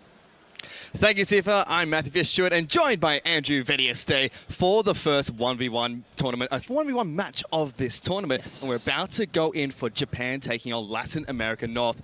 Vedius, what do you want to kick this one off with? So we need to give some people, or the viewers at home, some information about this 1v1 tournament. So the first bit of information that you need to know is players have no prior knowledge as to who they're going to be playing against. And that's pretty stressful. We had a bit of a fun 1v1 last night where we had the European team going up against the Australian team. We had the same rule set, and it's very difficult deciding who you want to send up first. Do you want to send your best? Do you want to send your worst? Like, maybe you want to meet in the middle. Like, it's very difficult. So it adds to the next level of mind games there as well. And unlike the analyst desk, which only had one person who won their match, you know, both of us won our 1v1 We did, matches, in fact. so We did, in fact, win both of our 1v1s, because we're the best. We pretty much are. We did pretty well there. And, you know, all 5 representatives have to play in this match. Like you said, nobody is really going to know who they're playing up against. That order is kept secret until they see each other for the first time. Yes, and the win goes to who wins the best of 5, but all 5 matches will still be played. So you guys are guaranteed 5 1v1s. We're guaranteed to cast 5 1v1s, which means that more action for us. And right away, let's get into that first one-on-one matchup. It's going to be Evie from Japan from the top lane, taking out Odie from Latin America North, coming from the jungle. Now, remember, guys, these players had no idea that they would be going up against each other. They have no idea who their opponents are. So we have a top laner versus a jungler.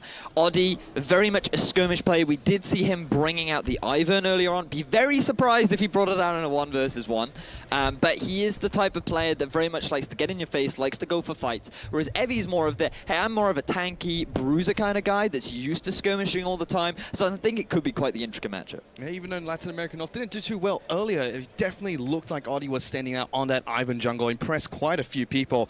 And you were mentioning that, like you said just then, it is a very interesting matchup against Evie just because of the type of top lane champions he plays as well. Yeah, I mean, he's famous for his Tahm Kench in Japan. Like, he is well known for this champion. We saw it come out earlier on the day to great success for his team.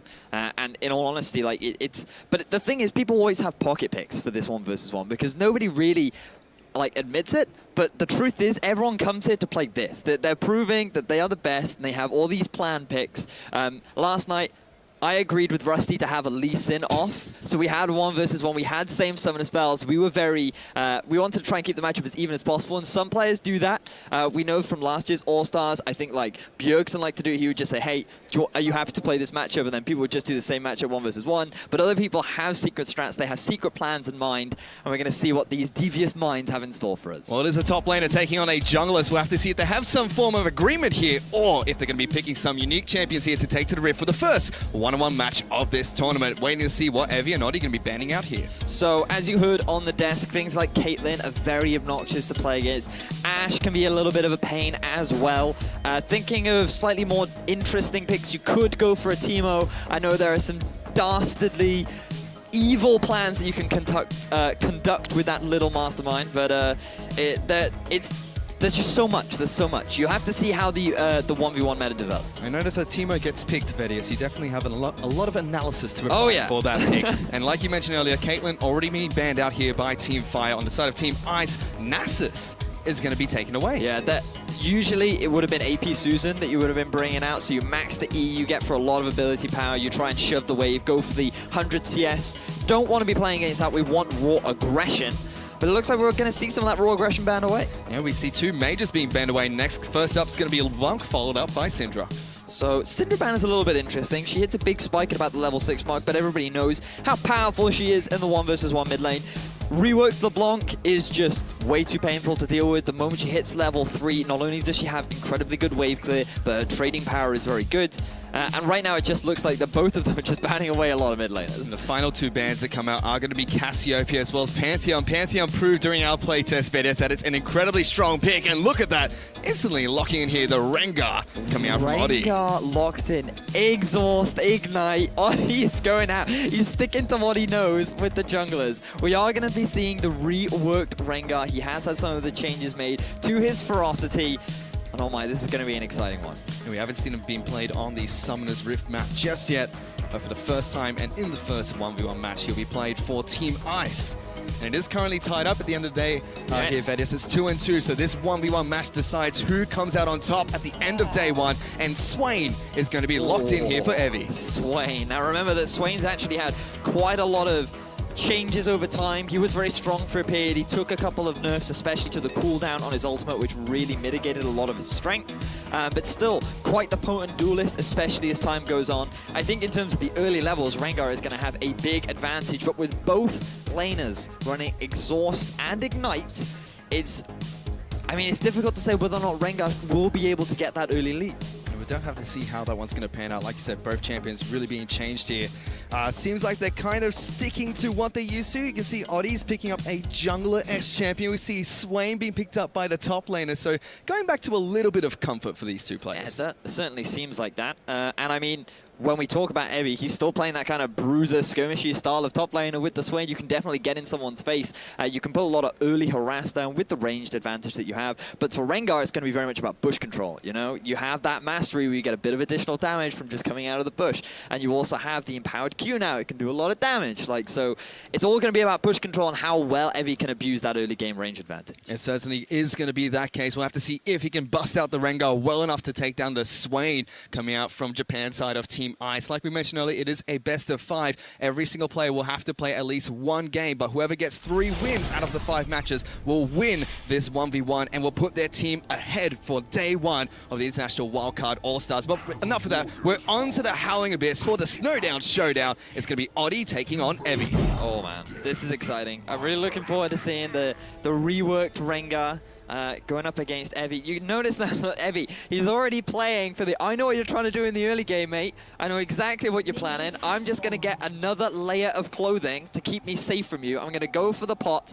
going to keep myself alive, and I don't care how much harass you put down onto me. I'm going to go for that relatively early back, and I'm going to work towards some AP so I can eventually outscale you. Yep, we can see cloth armor and 4 pots being picked up by Evie. Still has that exhaust ignite on the side of Oddie. He's gone for the Doran's Blade with that single health potion. I mean, that just spells aggression to me from Oddie. He's going to be going for the jungle. Oh, and he's already going for it. Yeah, already jumping on top of Evie. Gets him down to half health. Evie is able to trade back quite effectively against Oddie, though, being the ranged champion he is. Now remember the sustain, but look at the damage. Exhaust is going down. Ignite's going down as well. Oddie wants this one, but Evie is able to get back underneath his turret. Oh my word, Oddie, he is just being relentless. Both summoner spells already used, and this is what we were talking about during Champions Night. Because of the exhaust picked up by Evie, he's able to buy himself a little bit of time, and if he hadn't ran that summoner spell, he could have lost his life right there. So he is going to be able to sustain back up at level 2. Oddie's going to be able to slow him down. Takes a turret hit there, but will be able to stay pretty safe, shoving Evie deep underneath his turret. In fact, he's already used his final health potion. So Oddie right now, oh look, here comes the Ignite's going in, he's looking for it, but still it's going to be first blood that gets picked up by the Rengar. Oddie takes down Evie. Evie, man, you played for the late game. You went for the cloth armor. You couldn't go that aggressive. You felt like that you had the summoner spell advantage, but it ends up going horribly wrong. The level 3 Rengar to the level 2 Swain just wasn't the damage that he was expecting. Oddie, man, he knows his Rengar.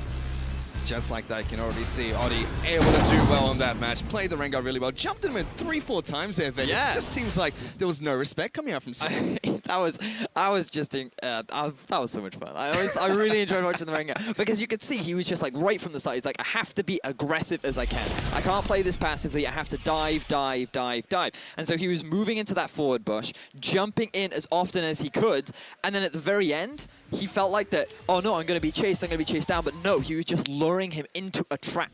He jumps into the brush. He gets that empowered damage that you get from the new mastery. On top of the Q stack, like bam, instant turnaround. Really well played. And just like that, already Team Ice, they're 1-0 up in this best-of-5 series. Now, really curious to see who they're going to send out next because it was a top laner taking on a jungler. And in fact, we already have the next two coming up here. It's going to be Heredi from Japan, the AD carry of their team, taking on the AD carry of the other team. It's going to be Evan RL. So we have AD carry versus AD carry, and this is going to be another very interesting matchup, largely because Heredi, he wasn't the fan favorite. He wasn't the guy that came in as necessarily the superstar from the region, but he is still here to represent his region in a strong way. He had a decent performance earlier on in the day, and he's going to be going up against Evan, who, I mean, he's an American export. He came down to Latin North America. He came in from the team and he was voted in because of his skill and because of his talent. And I mean, that's a big achievement for him, you know, being from North America, not from Latin North America. And I mean, it's very impressive. So now Heredi's going to get that opportunity to prove himself and say, hey, look, I deserve to be here and I can play just as well as you can. And we already saw how vocal Evan RL was previously, saying he didn't want to come in here and just show the world that Latin America, he wanted to show the world, sorry, that Latin America North were not the butt of all jokes. He wanted to show that they mean something and they're here to fight. He's going to have to try and take down Heredi here. AD carry against AD carry. We just saw a top laner taking on a jungler Vedius. What are the chances? We have the same role matchup against each other. I mean, well, it's largely dependent because what we saw earlier on was actually still a lot of mid lane bans. It does seem that things like the Syndra, the LeBlanc, the Ryze are still considered very powerful in terms of the 1 versus 1. And so moving forward, we might see a similar thing, or we might think, okay, these guys are more comfortable on AD carry, so we're just going to take them off that. We'll have to see what they're going to be able to pick up here. The two AD carries will be taking on each other in the second match of this best-of-5 series, and we're already into picks and bans. Cassiopeia and Jace being banned out by Team Fire, as we have Caitlyn and Kennen being banned out by Team Ice. Gotta be honest, I'm loving this music, man. Like, it's really getting me into the mood. Like, we're seeing all sorts of crazy bans. I mean, well, I say crazy bans. These are pretty consistent from what we saw earlier on. The addition of Jace has now been added to the list. Kennen, very potent in terms of the 1 versus 1. He's actually surprisingly good mid laner. Quinn and Syndra now being added as well. So still a lot of AD carries left available. You could go for something like the Ashe. I've heard that Ezreal is actually pretty potent in the 1 versus 1 as well, especially early on in the levels. But remember that Susan has been let through. Yeah, we saw that banned out earlier. We'll have to see if it's going to be locked in here for Team Ice, but already Team Fire, Heredi sticking to his guns, sticking to an AD carry. He picks up Ashe, going with the Exhaust and Ignite, but it is going to be Nasus locked in here for Evan RL. Now remember, Team Ice, they have a 1-game advantage, so they can afford to be a little bit more out there with this pick. He's decided he's still going to go for the farm route, but he's actually going to change it up for more of a pushing farm style rather than the last hitting kind. You know, this is much more efficient. This is much easier. Who cares about last hits when you could clear the entire wave with a single ability? And no exhaust coming out for Evan RL. He's gone for the flash of the Nasus. Coward. Coward, in my opinion. You know, I like, say very smart. Smart? No. Cowardly. I mean, who runs escape spells in a 1 versus 1? It's do or die. Hey, this is coming from the man who told Rusty they have to take Flash, Ignite, and Lee Sin. Well, Where was the exhaust bit? Because I wanted to give him the opportunity to run away from me, okay? I mean, I have to give him that right, you know? Not everyone can stare into the face of death and be okay with it, so I wanted to give him the opportunity to leap. Apparently Rusty couldn't. He was the one that fell in that 1v1 match. We'll have to see who's going to take this second match here. Nasus against Oh, he changed Ashe. it! He changed up! He's changed to the Exhaust Ignite. There we are. He can look death in the face and say, I will take you on. We'll have to see if he can do just that, because no flash on the Howling Abyss, because we're about to go down for the next Showdown. Snowdown Showdown. It's a little bit of a tongue So twister here we are, there, ladies yes. and gentlemen. A classic matchup. Nasus versus Ashe. Very common in the Summoner's Rift. No, obviously I'm kidding. See, the problem is it's really hard for me not to call him Susan, because if you read Nasus backwards, it spells Susan. So all of my mates and I like to call him Susan the Friendly Puppy. He's apparently beatboxing right now to the beats, and Ashe is thoroughly enjoying them. Yeah, Heredy's just dancing to the sick beats that Evan RL is laying down right now. Minions have finally spawned on the Howling Abyss. And like you mentioned earlier, Vetus, it is going to be that AP Nasus, which we expected. Yep, so he's going to be going for the, just confirm, I do believe he will have taken some points in his E. Yep, yes, he has. And so he's just going to go for that early wave kill. Now, you actually have a fair amount of damage. Like, it should certainly not be underrated. So maybe at level 6 he goes for an all-in. But again, against Exhaust, like, it becomes very difficult to try and commit to that. And Ashe is still very good at kiting you even through the Wither. So I think that the farm game will be the main priority, but it's range versus melee. And if you make one mistake, it's these small bits of farm that really count towards getting the edge in that farm game. Well, already to start things off, Heredy's got some decent harass down on towards Evan RL, chipping away at him every chance he gets. Both of them hit level 2 at the exact same time here, both trying to farm up as much as they possibly can. But Evan RL not having the best of time here on the Howling Abyss so far. Well, he's still even on farm, and that's the priority for him. Note, for those at home, desperate to learn how to play Nasus mid in the 1 versus 1. He has decided to take Wither second.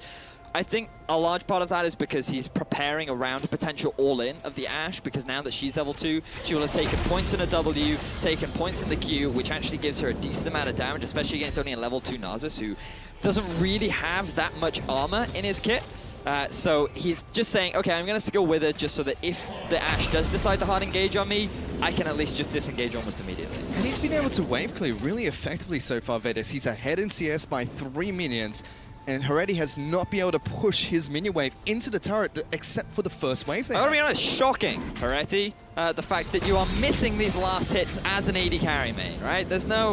I have no mercy here in the 1 versus 1. If you're going to play for the farm game, then you've got to be prepared, because if this is your strategy, you've got to make sure that you land those last hits. And right now, he is falling a little bit behind, but he can't afford to lose these 2 minions right now, okay? Now, another thing we should note about the tower is it does a little bit more damage. So no longer do you want to do 1 hit on a caster minion and then let the tower hit and then hit it.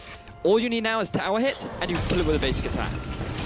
So it's very important that you're aware of how much damage the tower actually does, because it is very different to your standard Summoner's Rift. Oh, I have to keep that one in mind. Evan RL so far just farming it up, absolutely ignoring Heredy. Every single time he gets harassed by the Ashe, he just does not care. Has popped a health potion. Seems like he wants to head back to base and pick up a couple of extra items. He's well on his way for the long game here, Vidius. 25 minions to 19. Oh, look at that. Double Doran's ring. He's just showing off that bling right now. Coming back to lane, stacking up the AP, currently sitting on roughly, I would say about, he's sitting on 71 ability power right now. So given that his E has a pretty good ratio on it, it's just going to add to his wave clear even more. And the fact that Heredy is missing all this early farm is honestly really going to hurt him. It's going to force Heredy to go back to base as well. Evan RL picking up a lot of minions. He is now about 6 minions ahead of Heredy. That's a full minion wave, and he should be able to shove this next wave in towards Heredy's tower. So Heredy being put on the back foot. You know, you have to wonder why you'd go for it. Like, I can understand the Ashe, but like, it's about understanding the 1 versus 1 meta. And when you think of champions like Pantheon, when you think of like, hey, maybe he's gonna bring out the Nasus, you know, you always have to be prepared. And I feel like Ashe isn't the safest blind pit. You know what I mean? Like, because neither of them can see what the other team is picking until it's locked in. Then you can prepare to play around it. And I feel like that if you're the Ashe, maybe you do go for the flash. Maybe you use it aggressively though, like, you know, you manly dive in. You try and force him back as often as you can. But when you're running Exhaust Ignite, you'd think you have a lot of kill pressure, but with the Wither, it's actually very hard to close the gap against the Nasus and really exert that range pressure that you have. see Heretti was trying to pull the mini wave closer back towards his turret. Still about 7 minions behind Evan RL. He will hit level 6 shortly, so we'll have to see if he can make a play with the Enchanted Crystal Arrow. But level 6 also gives Evan RL a lot of safety with his own ultimate. The problem for Heretti right now is that he's actually going to get level 6 behind Evan RL, so he can't even take advantage of any level spike. Evan RL isn't even interested in trying to kill him. He knows he has the farm lead. He knows that if he just keeps his playstyle up, he's eventually going to win. And I mean, yes, it's a reliable strategy, but this is not the strategy I personally could take.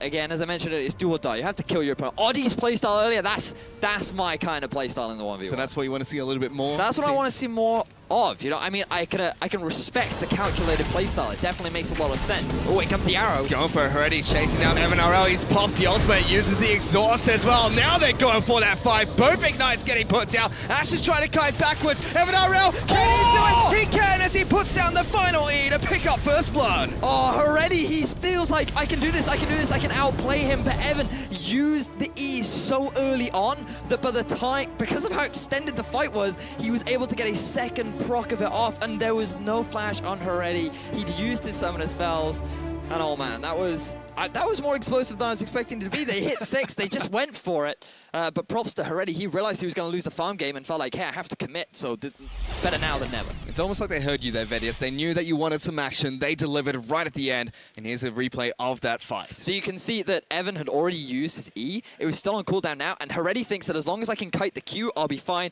Completely forgets that he's running AP Nasus, and then ends up taking that small amount of burst from the E at the very end. So a little bit unfortunate, but that's going to be 2 points now going over to Ice. So Fire, they're on the back foot right now. It certainly is. And although it is 2 points to Ice, even if they win the next game and win the 1v1 tournament, sorry, the 1v1 match here, they would still play out all 5 games. So we still have 3 more exciting 1v1 matchups. And the next match is going to be even more exciting, Vedius, because we have 2 mid laners taking on one another, as Saros will be taking on Seiya. Now, we've hyped these players up well-deservedly, I feel. We've seen very impressive performances. Well, not so much from Seiya recently, but in the past, Seiya has been all about outplaying his lane opponent, going for kills, and I have heard secrets, I have heard whispers that Seiya has come prepared with a pocket pick. Now, I'm not going to say it out loud just yet.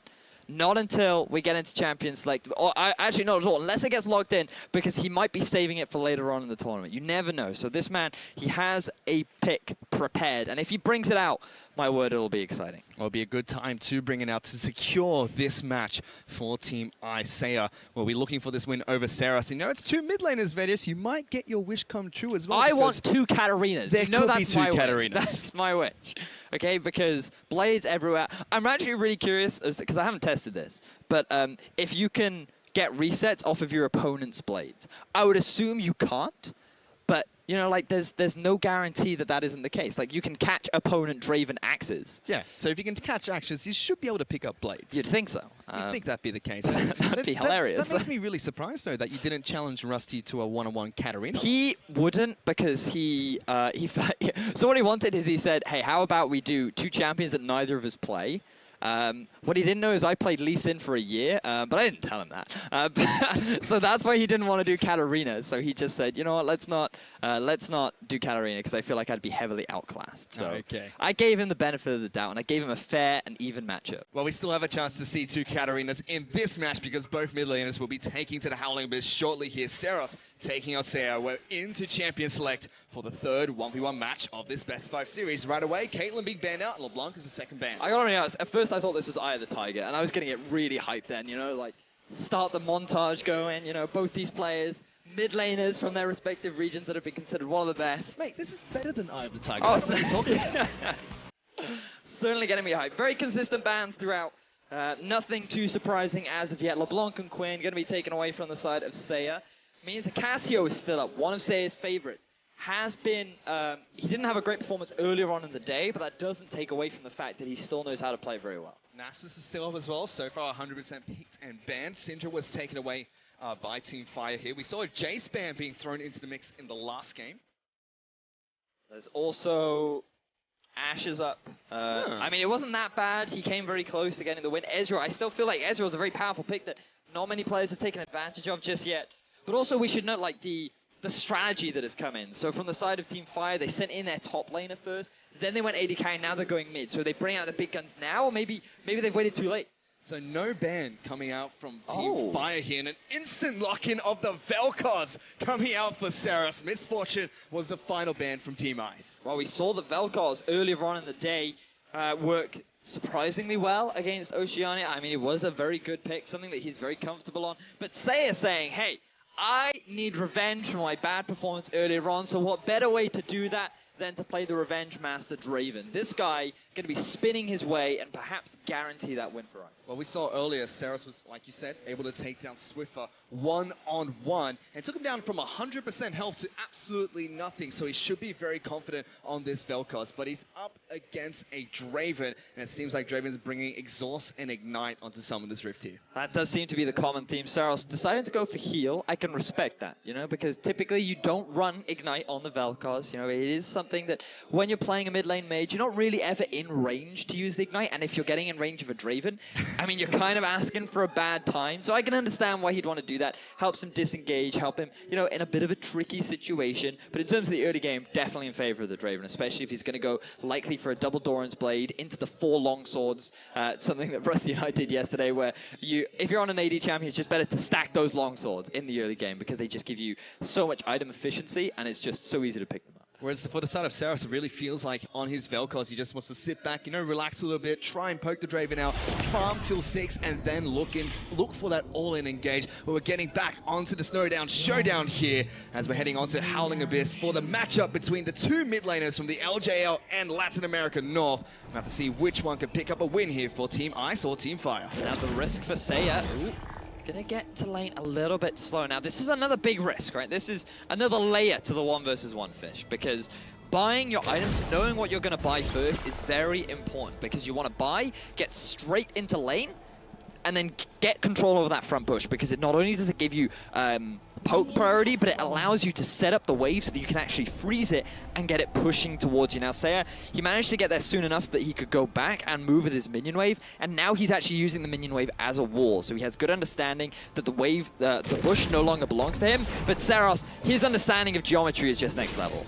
Yep, the geometry tentacles from Saros is enough to get the first poke down on towards Seiya. For now, it looks like just going to be farming it up to start things off. Seiya catching as many axes as possible. Unfortunately, no more bleed applies from Draven's passive. No. That was taken out quite some time ago, so no passive available for Seiya. And even if he gets a kill, he's not going to be able to take advantage of the gold, so he's effectively got no passive. But he is Draven, so you'll still get adoration. Yes. That's all he really needs here. Now the problem Saros has is in the early game, because he's decided to go Q for the harass, he doesn't actually have that much wave clear, which is why Seiya has been able to get the early shove on. But the moment Saros gets level 2, he'll start being able to push the wave back in his favor. Right now, he's just doing what he can. He's actually doing a good job of last hitting, but Seiya's punishing him very well. He certainly has, poking off Saros here. Both of them started with a Doran's item, Doran's Blade coming out from Seiya, Doran's Ring coming out from Saros. So they'll have 1 potion for the AD carry and 2 for the AP mid laner.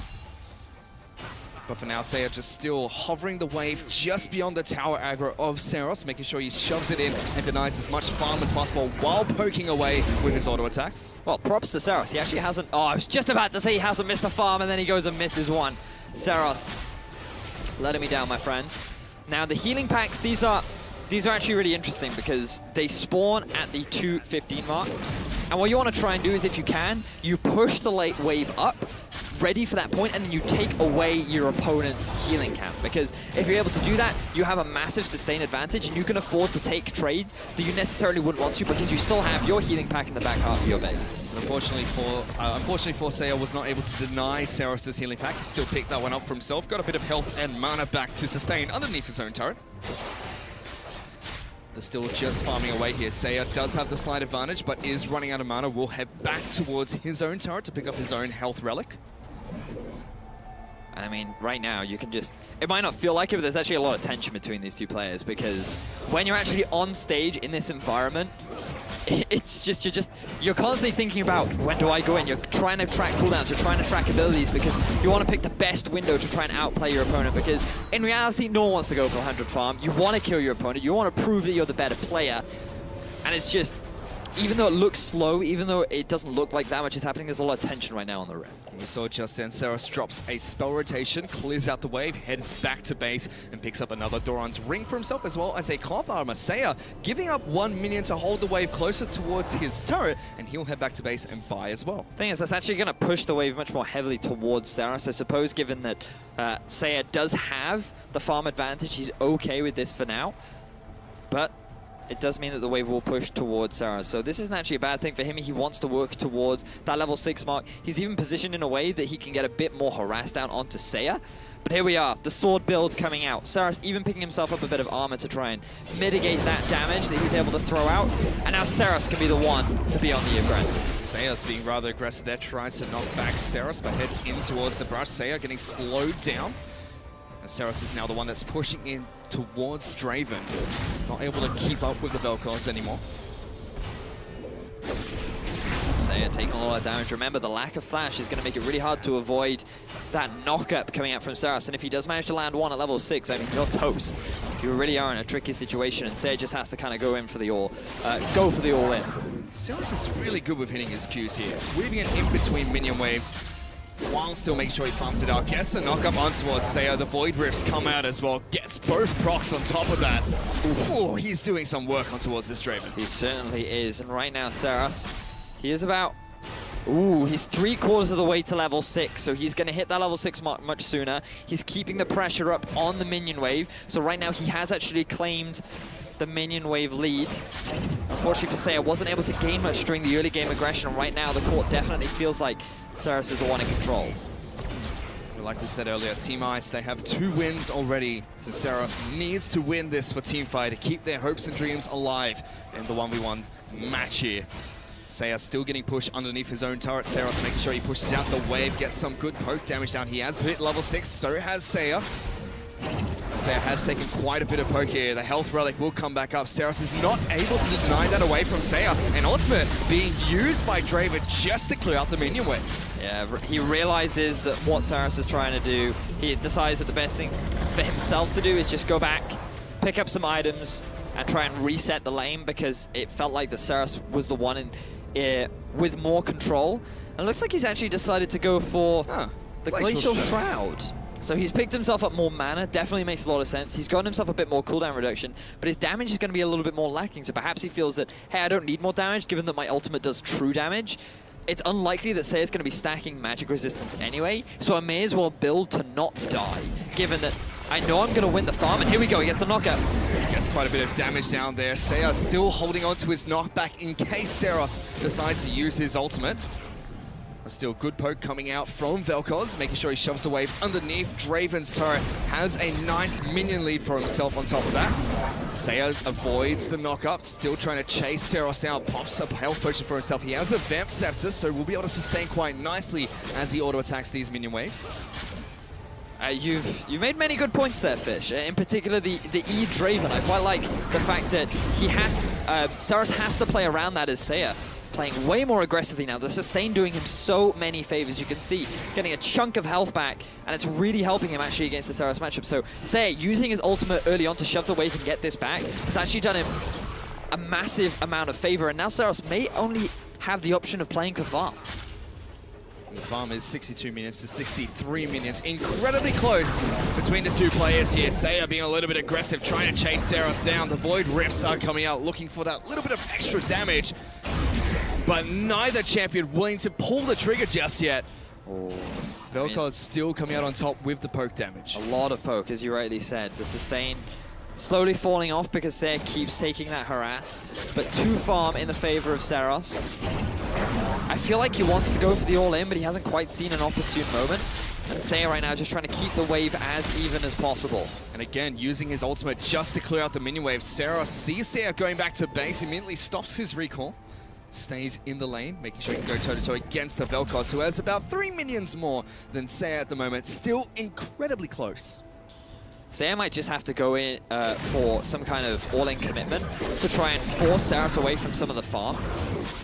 But I mean, if he just keeps playing this stall game, it's not going to work out for him as he just keeps taking the poke. Looks like he's trying to do just that. Keeps running right behind the minion wave, but Saros keeps poking him out, making sure he can't go in for that all engage, but it has given Saros some breathing room. He's slowly pushing this minion wave towards Saros. Both of them a little bit low on mana. He's chasing him down. Another good slow comes out from Saros. Stops Saya from getting even one auto attack off.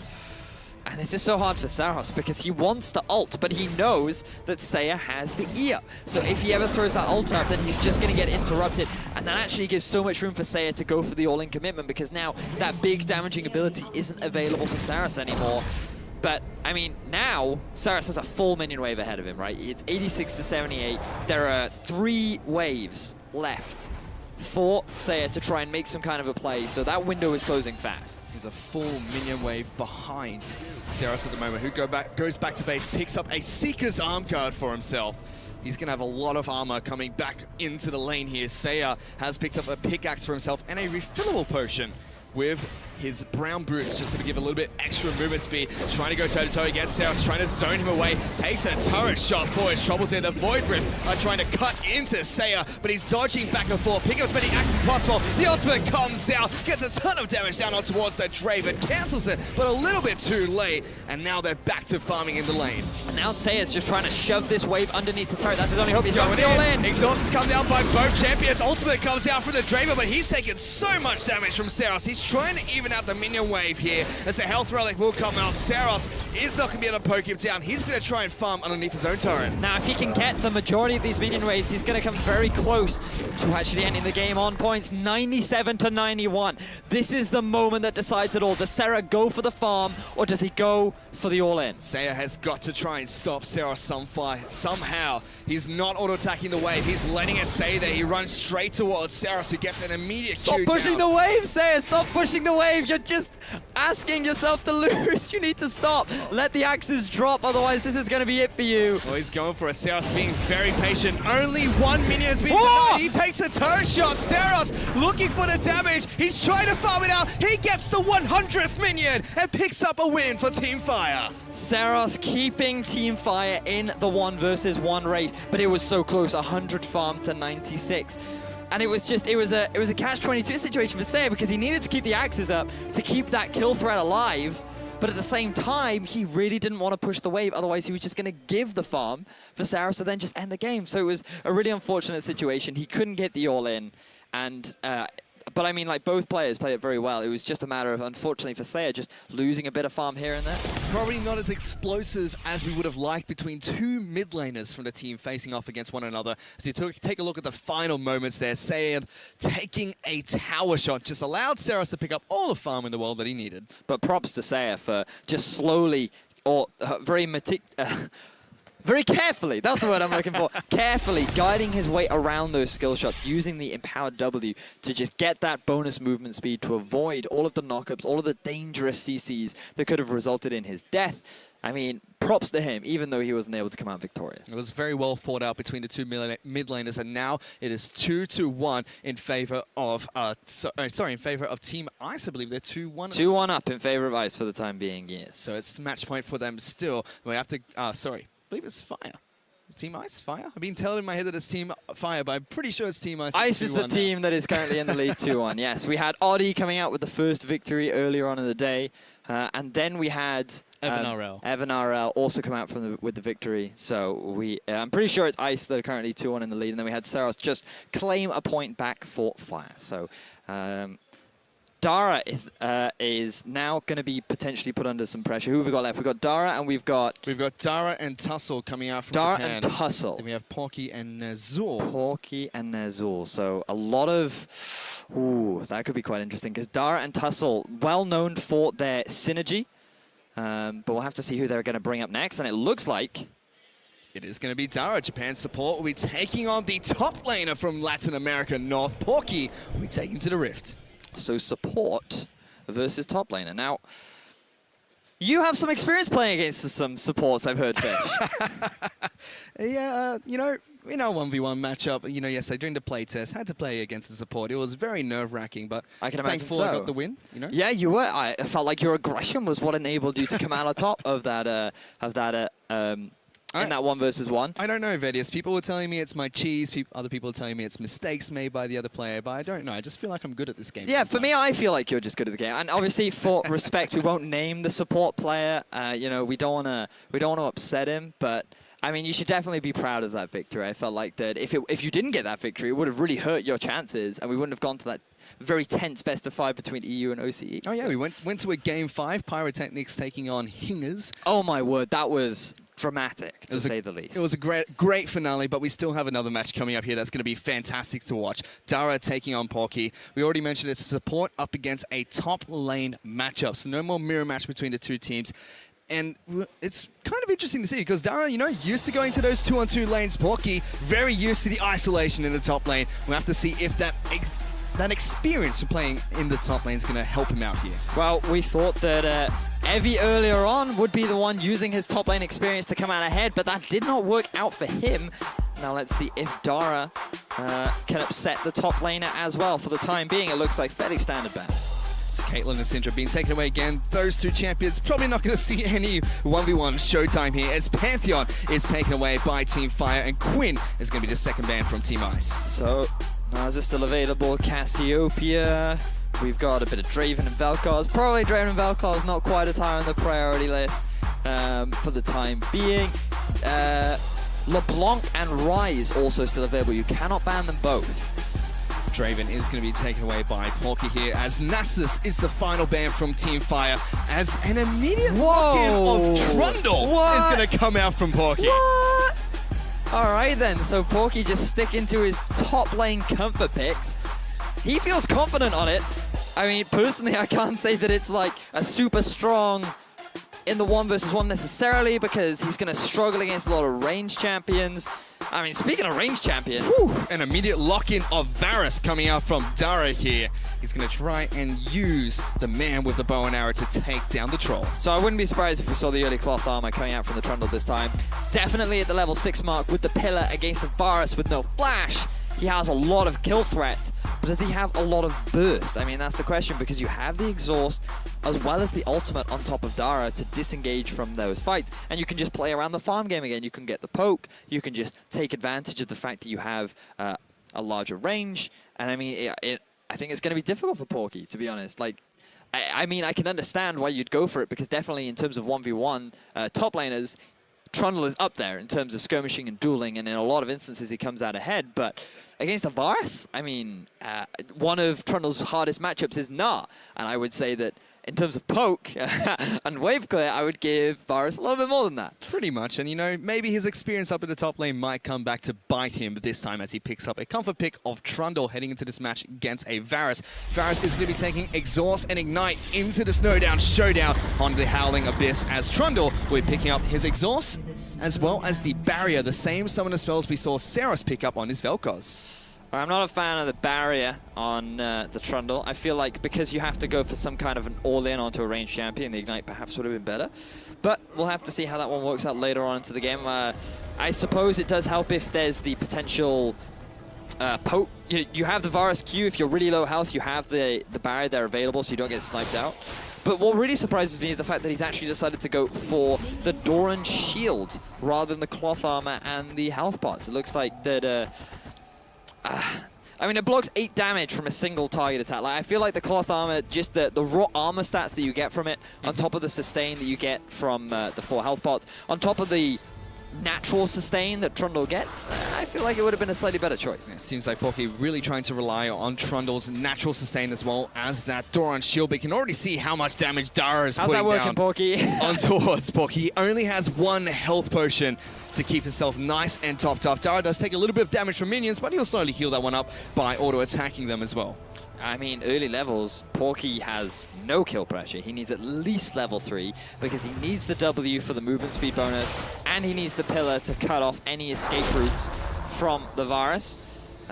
So he's just doing what he can to farm under turret. But again, the turret does different damage. I know that completely threw me off yesterday when I was under turret, and I was like, wait, why can't I last hit anything properly? And that's just because the amount of damage that the turret does is slightly different. So it depends how much experience Porky has, and I would say that he doesn't have much experience playing on this game mode. You can already see Dara farming up a storm here as Porky keeps getting denied minion after minion underneath his own turret. Finally picked up his second bit of CS. Still yet to pop his own potion as he keeps getting harassed by Dara even underneath his own turret.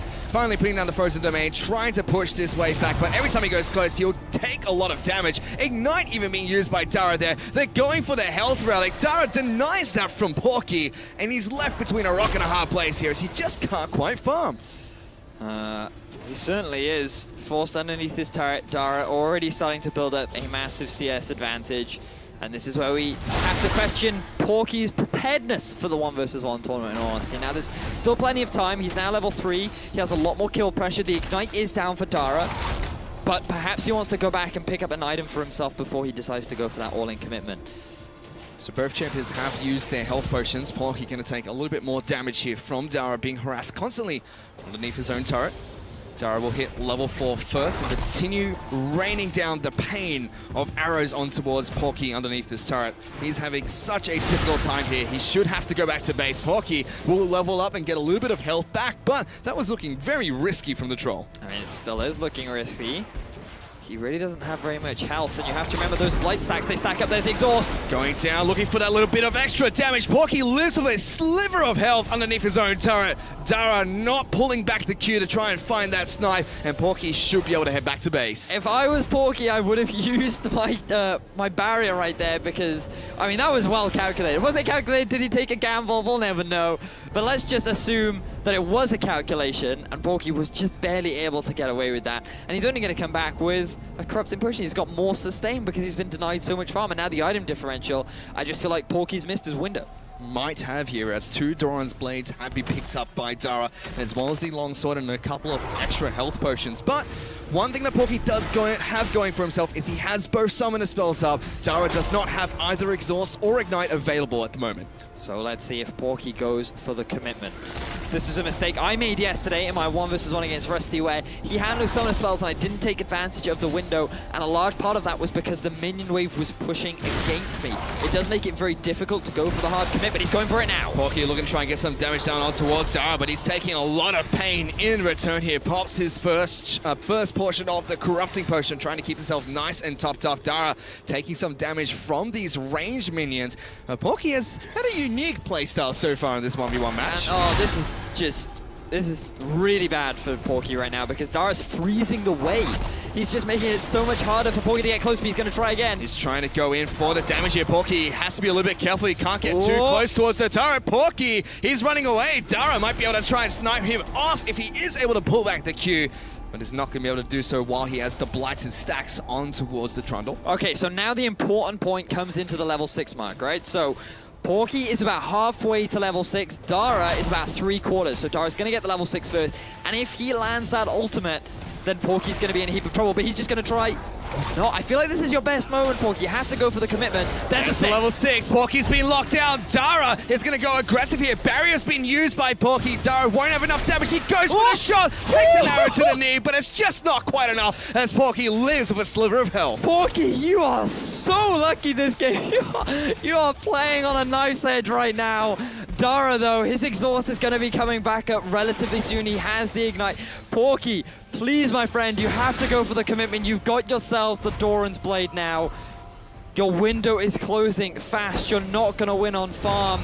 With the exhaust coming up soon, you might not even be able to win an all-in. His turret is even down to half its health here, Vedius, before we even hit 50 minions for the side of Dara. He's gone back to base. He's picked up a cloth armor for himself, as well as the boots and a couple more potions to head back into his lane. Things are not looking great for Porky at the moment. Not right now, but he is going to deny the health right away from Dara. He's going to push the minion wave underneath Dara's turret to try and reset it. It's actually better if you can just clear the wave, get it pushed underneath, and then have it bounce back towards you. Then you can try and go for the all-in. But Dara's just using the range to his advantage and preventing Porky from being able to regain wave control. Like, this is just really smart play from Dara. Good wave management to deny Porky as much as he can. Porky now still trying to farm as much as possible, trying to catch up. It's going to be really difficult because Dara has hit the 50 minion mark. He is halfway there to victory by minions. And Porky is just taking auto attack after auto attack every single time he gets in within range of Dara. Varus does have a nice and long range to help him out with harassing this Trundle. Now, Porky, look at how close Dara is to. He's just a juicy target for you to munch down on. He's right there for the taking. You could just go for it. I mean, this is. I'm talking you through my thought process now. Like, I can kill him, I can kill him, I can kill him, I can kill it, right?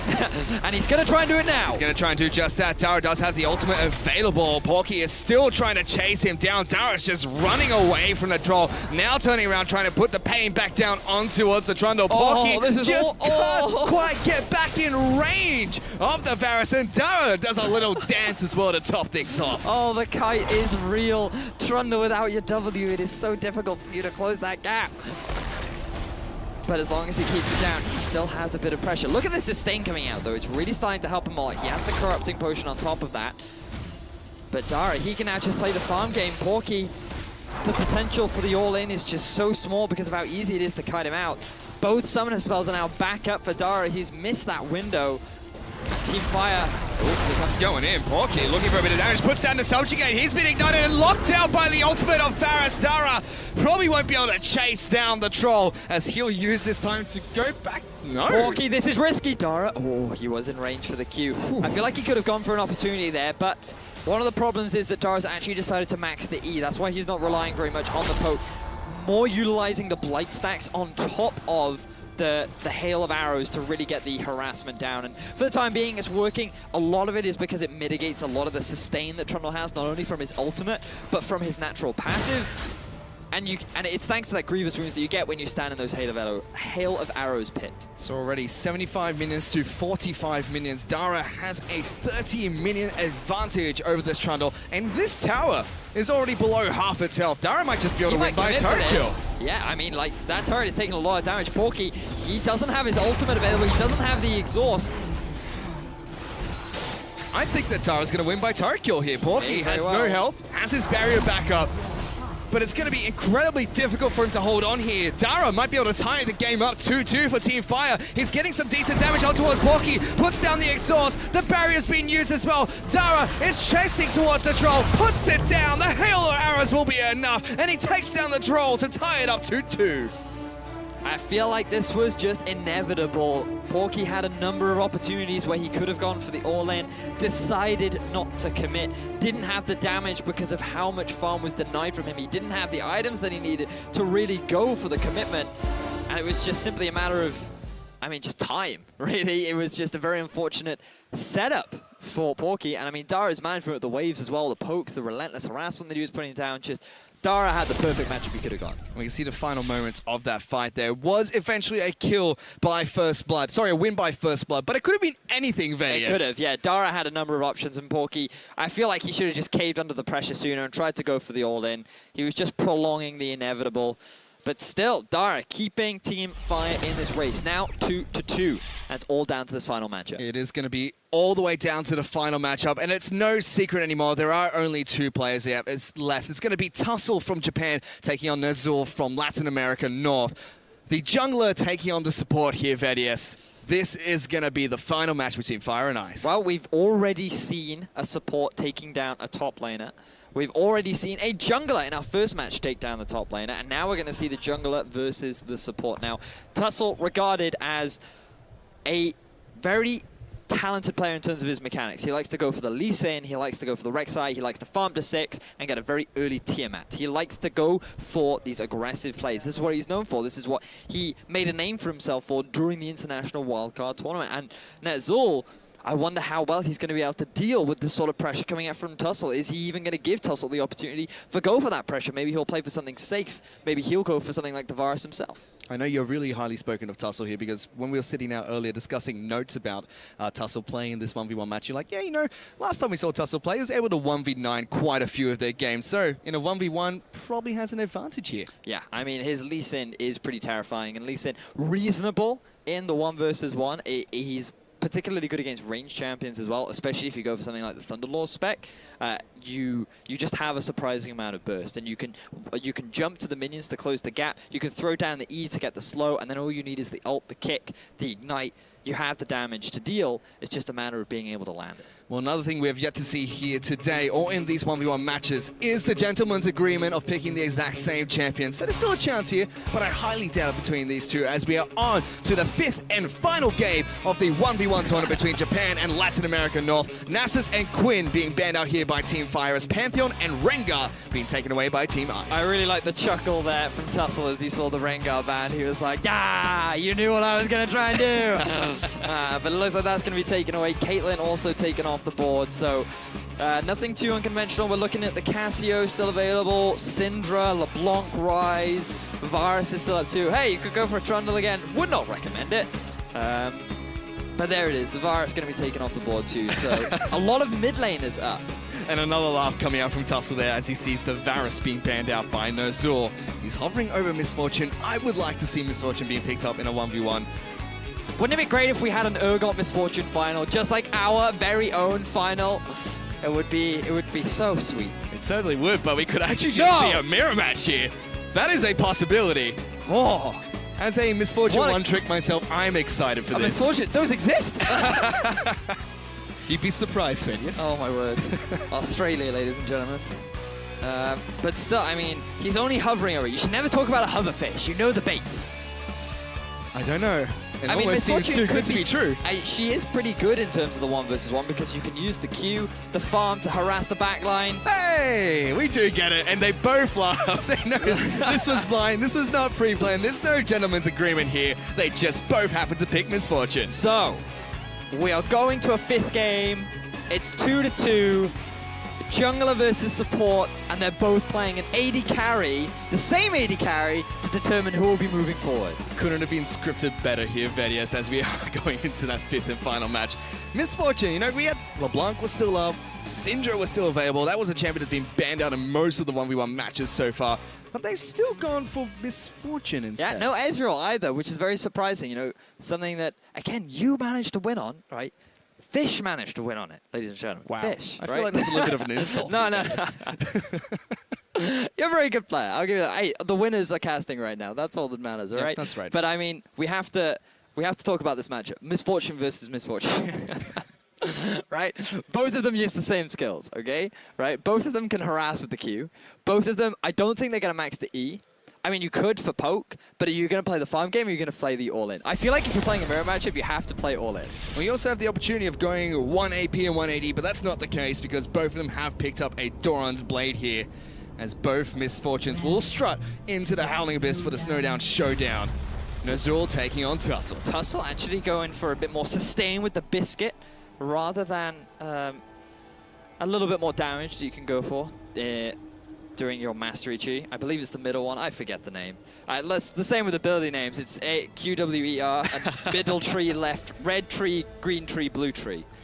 Well, like you mentioned earlier, Vedius, you know, 2 Misfortunes. It's tied up 2-2. This is match point for Team Fire and Team Ice as well for today. Both of them are tied up 2-2. Oh, no, please. Oh, no. I was trying to make a point, guys. And they're just laughing at your point. That's what they're doing. Well, it all comes down, Vedas, to who's going to press their buttons better here. Yep. 2 Misfortunes. Tussle trying to get the early push on. I mean, if you can push the wave underneath the turret, that's definitely a big advantage because you know how hard it is to farm underneath the turret. And if they are going to be playing for farm, you want to try and get that lead as soon as you can.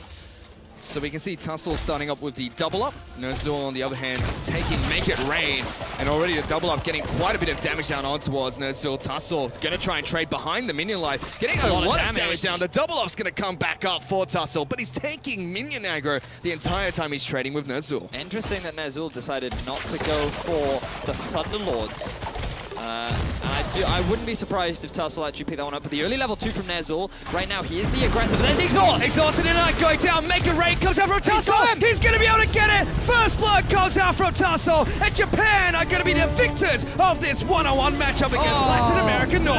Nozul, you tried to take advantage of the early level 2, but Tussle got it on a dying minion, which means that Nozul, you used the exhaust first, Tussle could use his exhaust second, and it was just that difference, the difference in the timing of the exhaust that determined the game. Wow, what a way to end this. Team Fire going to be moving forward.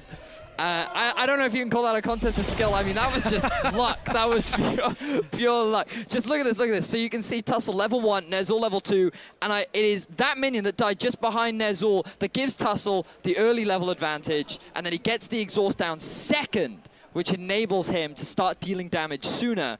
And that is what enables him to win out in the 1v1. You say luck, Vedas, I say skill there coming out from Tussle. You know, getting that last auto attack, knows that he can go for that one-on-one and picks up the victory for Japan. And it was a 3-2 reverse sweep coming out from Japan as well to pick up the victory for Team Fire. It looked like it was ice all the way. They picked up to 2 early wins. And then we saw the mid lane matchup coming out. We thought definitely they could try and close out the game there, but a couple of errors eventually, especially during the draft phase, you could say. You could definitely say that. The reverse sweep going out from Team Fire, very enjoyable best of 5, and I'm glad that we did end up going to all 5 games that with some really good close meaning behind it. Well, with that, Fire has come out on top over ice in the first phase of the IWCA 1v1 tournament. Let's head back over to the analyst desk to break down how it happened. Thank you very much, Tuna. Well, how it happened. There's a lot of bloodbaths in the early games, some farm fests in the middle, and Japan closing it out honorably with some kills, not farming to 100. Thank you, Japan, for not farming to 100. Yeah, the Warrior's death. He did a Rusty, which was like good to see, because Vedas, he was gloating there, which I couldn't believe after he just like got gifted the win. Unbelievable. Yeah, to be fair for those of you who missed it. Rusty was winning. He could have farmed it out, went in for the 1v1, and lost. We'll say honorably. We'll give you the credit there. But, of course, let's focus in on this matchup. We have a couple things that we want to hit. Let's talk about Game 1 first. Rengar versus Swain. What do you guys think of that one? I think there was a lot of mind games involved with this particular one. The Rengar pick needed a melee champion or an AD carry into it. He just happened to get gifted Swain, who wants to get level 6 and, you know, be a bully and harass. Didn't give the opportunity there and ended up finding a pretty cheeky win from just the Rengar pick. Yeah, I actually really like the Rengar pick in general. It's very all-in. Like, if your opponent gets a back off, you're pretty much screwed. But if you get them, at least in the first, like, before they get that back off, is a possibility. He has so much control over the lane when he gets priority on the bush, which is why we actually saw him able to pick up the kill. However, Swain kind of walked in when he went for the sustain build, could have gone late game, could have just carried on popping pots, but he actually gave Rengar an in. I don't think Rengar will be meta from what we've seen, but it's a really good pick against the likes of an ADC. Well, now, coming into Game 2, I think we were all expecting a farm fest. Nasus versus Ashe, AP Nasus farming up, but when we look exactly how the game unfolded, things went, you know, admittedly a little bit differently in that one overall. And wasn't farm, it was farm for so long, and then suddenly it got a little bit crazy, but I mean, you got to respect the farm at first. There's pretty intense moments here, you know, watching Evan RL playing this Susan. Definitely aiming for minions more than he was the Ashe, as you can see. But this is the moment where he actually is able to turn it around. Wither and Exhaust, when you're against the Nasus, just makes it impossible as an AD carry to do anything. I mean, like the same on Summoner's Rift. If you have an angry Nasus coming towards you like that, you're just going to die. And especially because he went Ashe. If he'd went anything else and just played a different type of game, maybe he would have picked up the win. But honestly, when you're picking Susan, you're going for a very boring game anyway. You're just looking to shove your opponent in. You go AP, you go maximum BM, you go for the double Durans, rings, and then that's just the game you play. And that's part of the strategy as well of picking the Nasus. You want to actually tilt your opponent into wanting to fight you when you can just turn that around with the Exhaust and everything that you have handy. Hit minions, just be a real pain in the ass until they actually turn it on you. And that happens. Of course. Well, so looking at Game 3, of course, just a very back-and-forth farm fest. Not a whole lot I think we can say there, but Game 4, we felt like there were some big opportunities despite the Trundle pick, despite being down.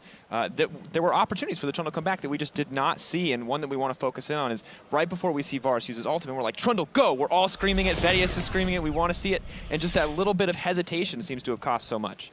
Yeah, I mean, the sentiment of everyone was just like, why would you pick Trundle? And just before you see this ultimate come in was actually an opportunity that Trundle was given to get in there. There was 2 opportunities in this game he never should have gotten, but he lands the pillar, goes in, and then opts to back away, which were his ins to actually win the game. Trundle, I can kind of see it with the sustain later into the game, but you know they're going to pick a ranged champion. So there's such a low chance of you actually winning the game in the first place. But if you do go for it, pop the ultimate, pop the pillar, you hit it, you just go in. You're not getting out of there. Yeah, but he had to all in. The fact that he didn't all in that one moment means he recalls and we all watch this slowly dying, losing game that eventuates where 3 win conditions out of 3 were all there for the Varus. Absolutely. Towers, CES, the kill also in his hands, of course, very close. But we have to praise Dara as well. Did play pretty phenomenally. But then that brings us to Game 5. Misfortune on misfortune action. No misfortune versus Urgot, but a curious one at that. And this one, interesting to me because it felt so close for the first few minutes. Yeah, and it was actually highlighted quite well in the casters area there where they said the level 2 was a big strategy Tussle was going for. There was a lot of confidence Lands plays, and firstly we had to question what spells they were going to start with, and all things considered, it actually was quite even. It was just that level 2 decision where it actually went a little bit awry, because he all-in thought he had the level advantage, but didn't actually have the spell up at the same time. And of course, you can see it here, the final moments of that 1v1, the 1v1 that would win it all for Japan in the end, and it honestly looked pretty good. And the difference here is that Make It Rain's not available for Land's Misfortune. That was the difference in damage. That's where the first blood comes out. It's a small detail, but in the end, he used it to get level 2, and it came back to bite him.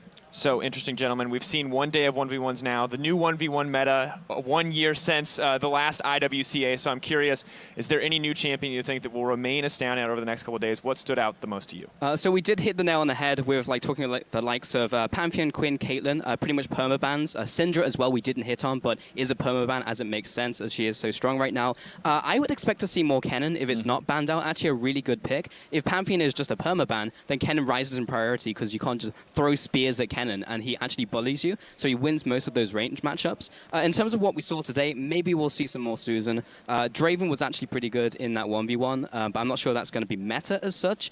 And then maybe we'll see some Rengar if someone's looking a little bit cheesy and doesn't feel confident in their own skills to go for that 1v1, but outside of that, I think we just need to carry on seeing how it evolves. Yeah, the only other thing that I'd add to that is actually the Vel'Koz that we saw from Seros. He's a good Vel'Koz player, and you do have to be a good Vel'Koz player to do it, but you can make that work really effectively against the squishier AD carries. So if you know who you're playing against, you can adjust your strategy appropriately. So if there was not, let's say, a Draven, is there any champion that can start to all in that Vel'Koz that can look to more aggressive, or do people just have to pick a different champion that can farm equally as well and kind of just resign themselves to that battle to 100 CS? There's a few champions that can always go in onto the Vel'Koz. It's all just about dodging the E effectively to find your way in on top of him. So anything that has a gap close can make it work. Champions like Ezreal can actually match the poke and find opportunities to outplay and go all in. There are still options, but I think Vel'Koz really doesn't have counterplay once he gets control of the minions. Yeah, I think like maybe Nasus could be another answer to that as well. It depends on how like the pushing is, because Void's Rift, when you have 2 stacks, like pretty much nothing is going to outpush that in the first place.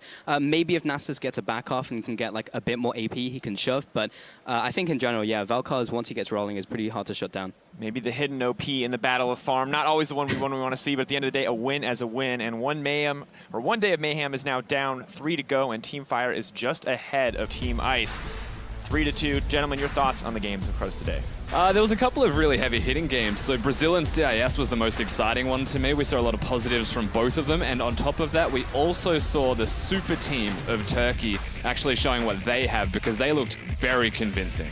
For me, it's just expectations of how the teams were coming into the tournament, right? Like you were seeing Turkey and like Brazil, powerhouse teams, CIS even, and then you see like the dark horses of the tournament, like Japan is just like 3rd, 4th, but able to break into the top 2, and we saw what Japan can offer today. And Latin America South as well, putting up some good numbers, and of course at the end of the day, Japan, solid day for them to start, 1 win, winning out in the 1v1s overall. But now let's take a chance to look at what's coming up tomorrow, because for those of you who don't remember, it is Assassins mode. Only Assassins up and available, and you can see the schedule. Starting off with Turkey versus Oceania. I'm sure Rusty's excited about that one. Latin America South versus Japan.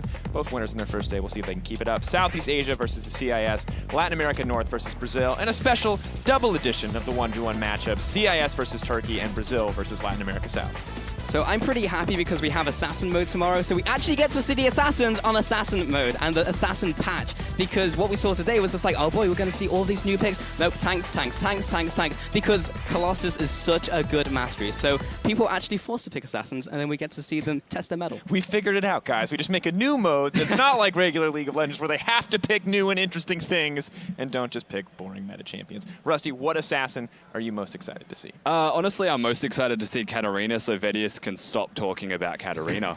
That is the only thing that I really want to see. Other than that, perhaps champions like Kha'Zix in the Assassin mode can stand out and use their invisibility in a very unique and exciting way. Absolutely. Well, I second the vote on Katarina. Vedius a little too eager at times to bring that one up. But for now, it's time for us to vamos. So thank you, Rusty. Thank you, Pulse, of course, to Mithy as well, and Vedius for joining me on the desk, and everyone here on the broadcast. We'll see you back tomorrow at 1 p.m. Central European Time, 4 a.m. Pacific, as the IWC continues. Buenos noches.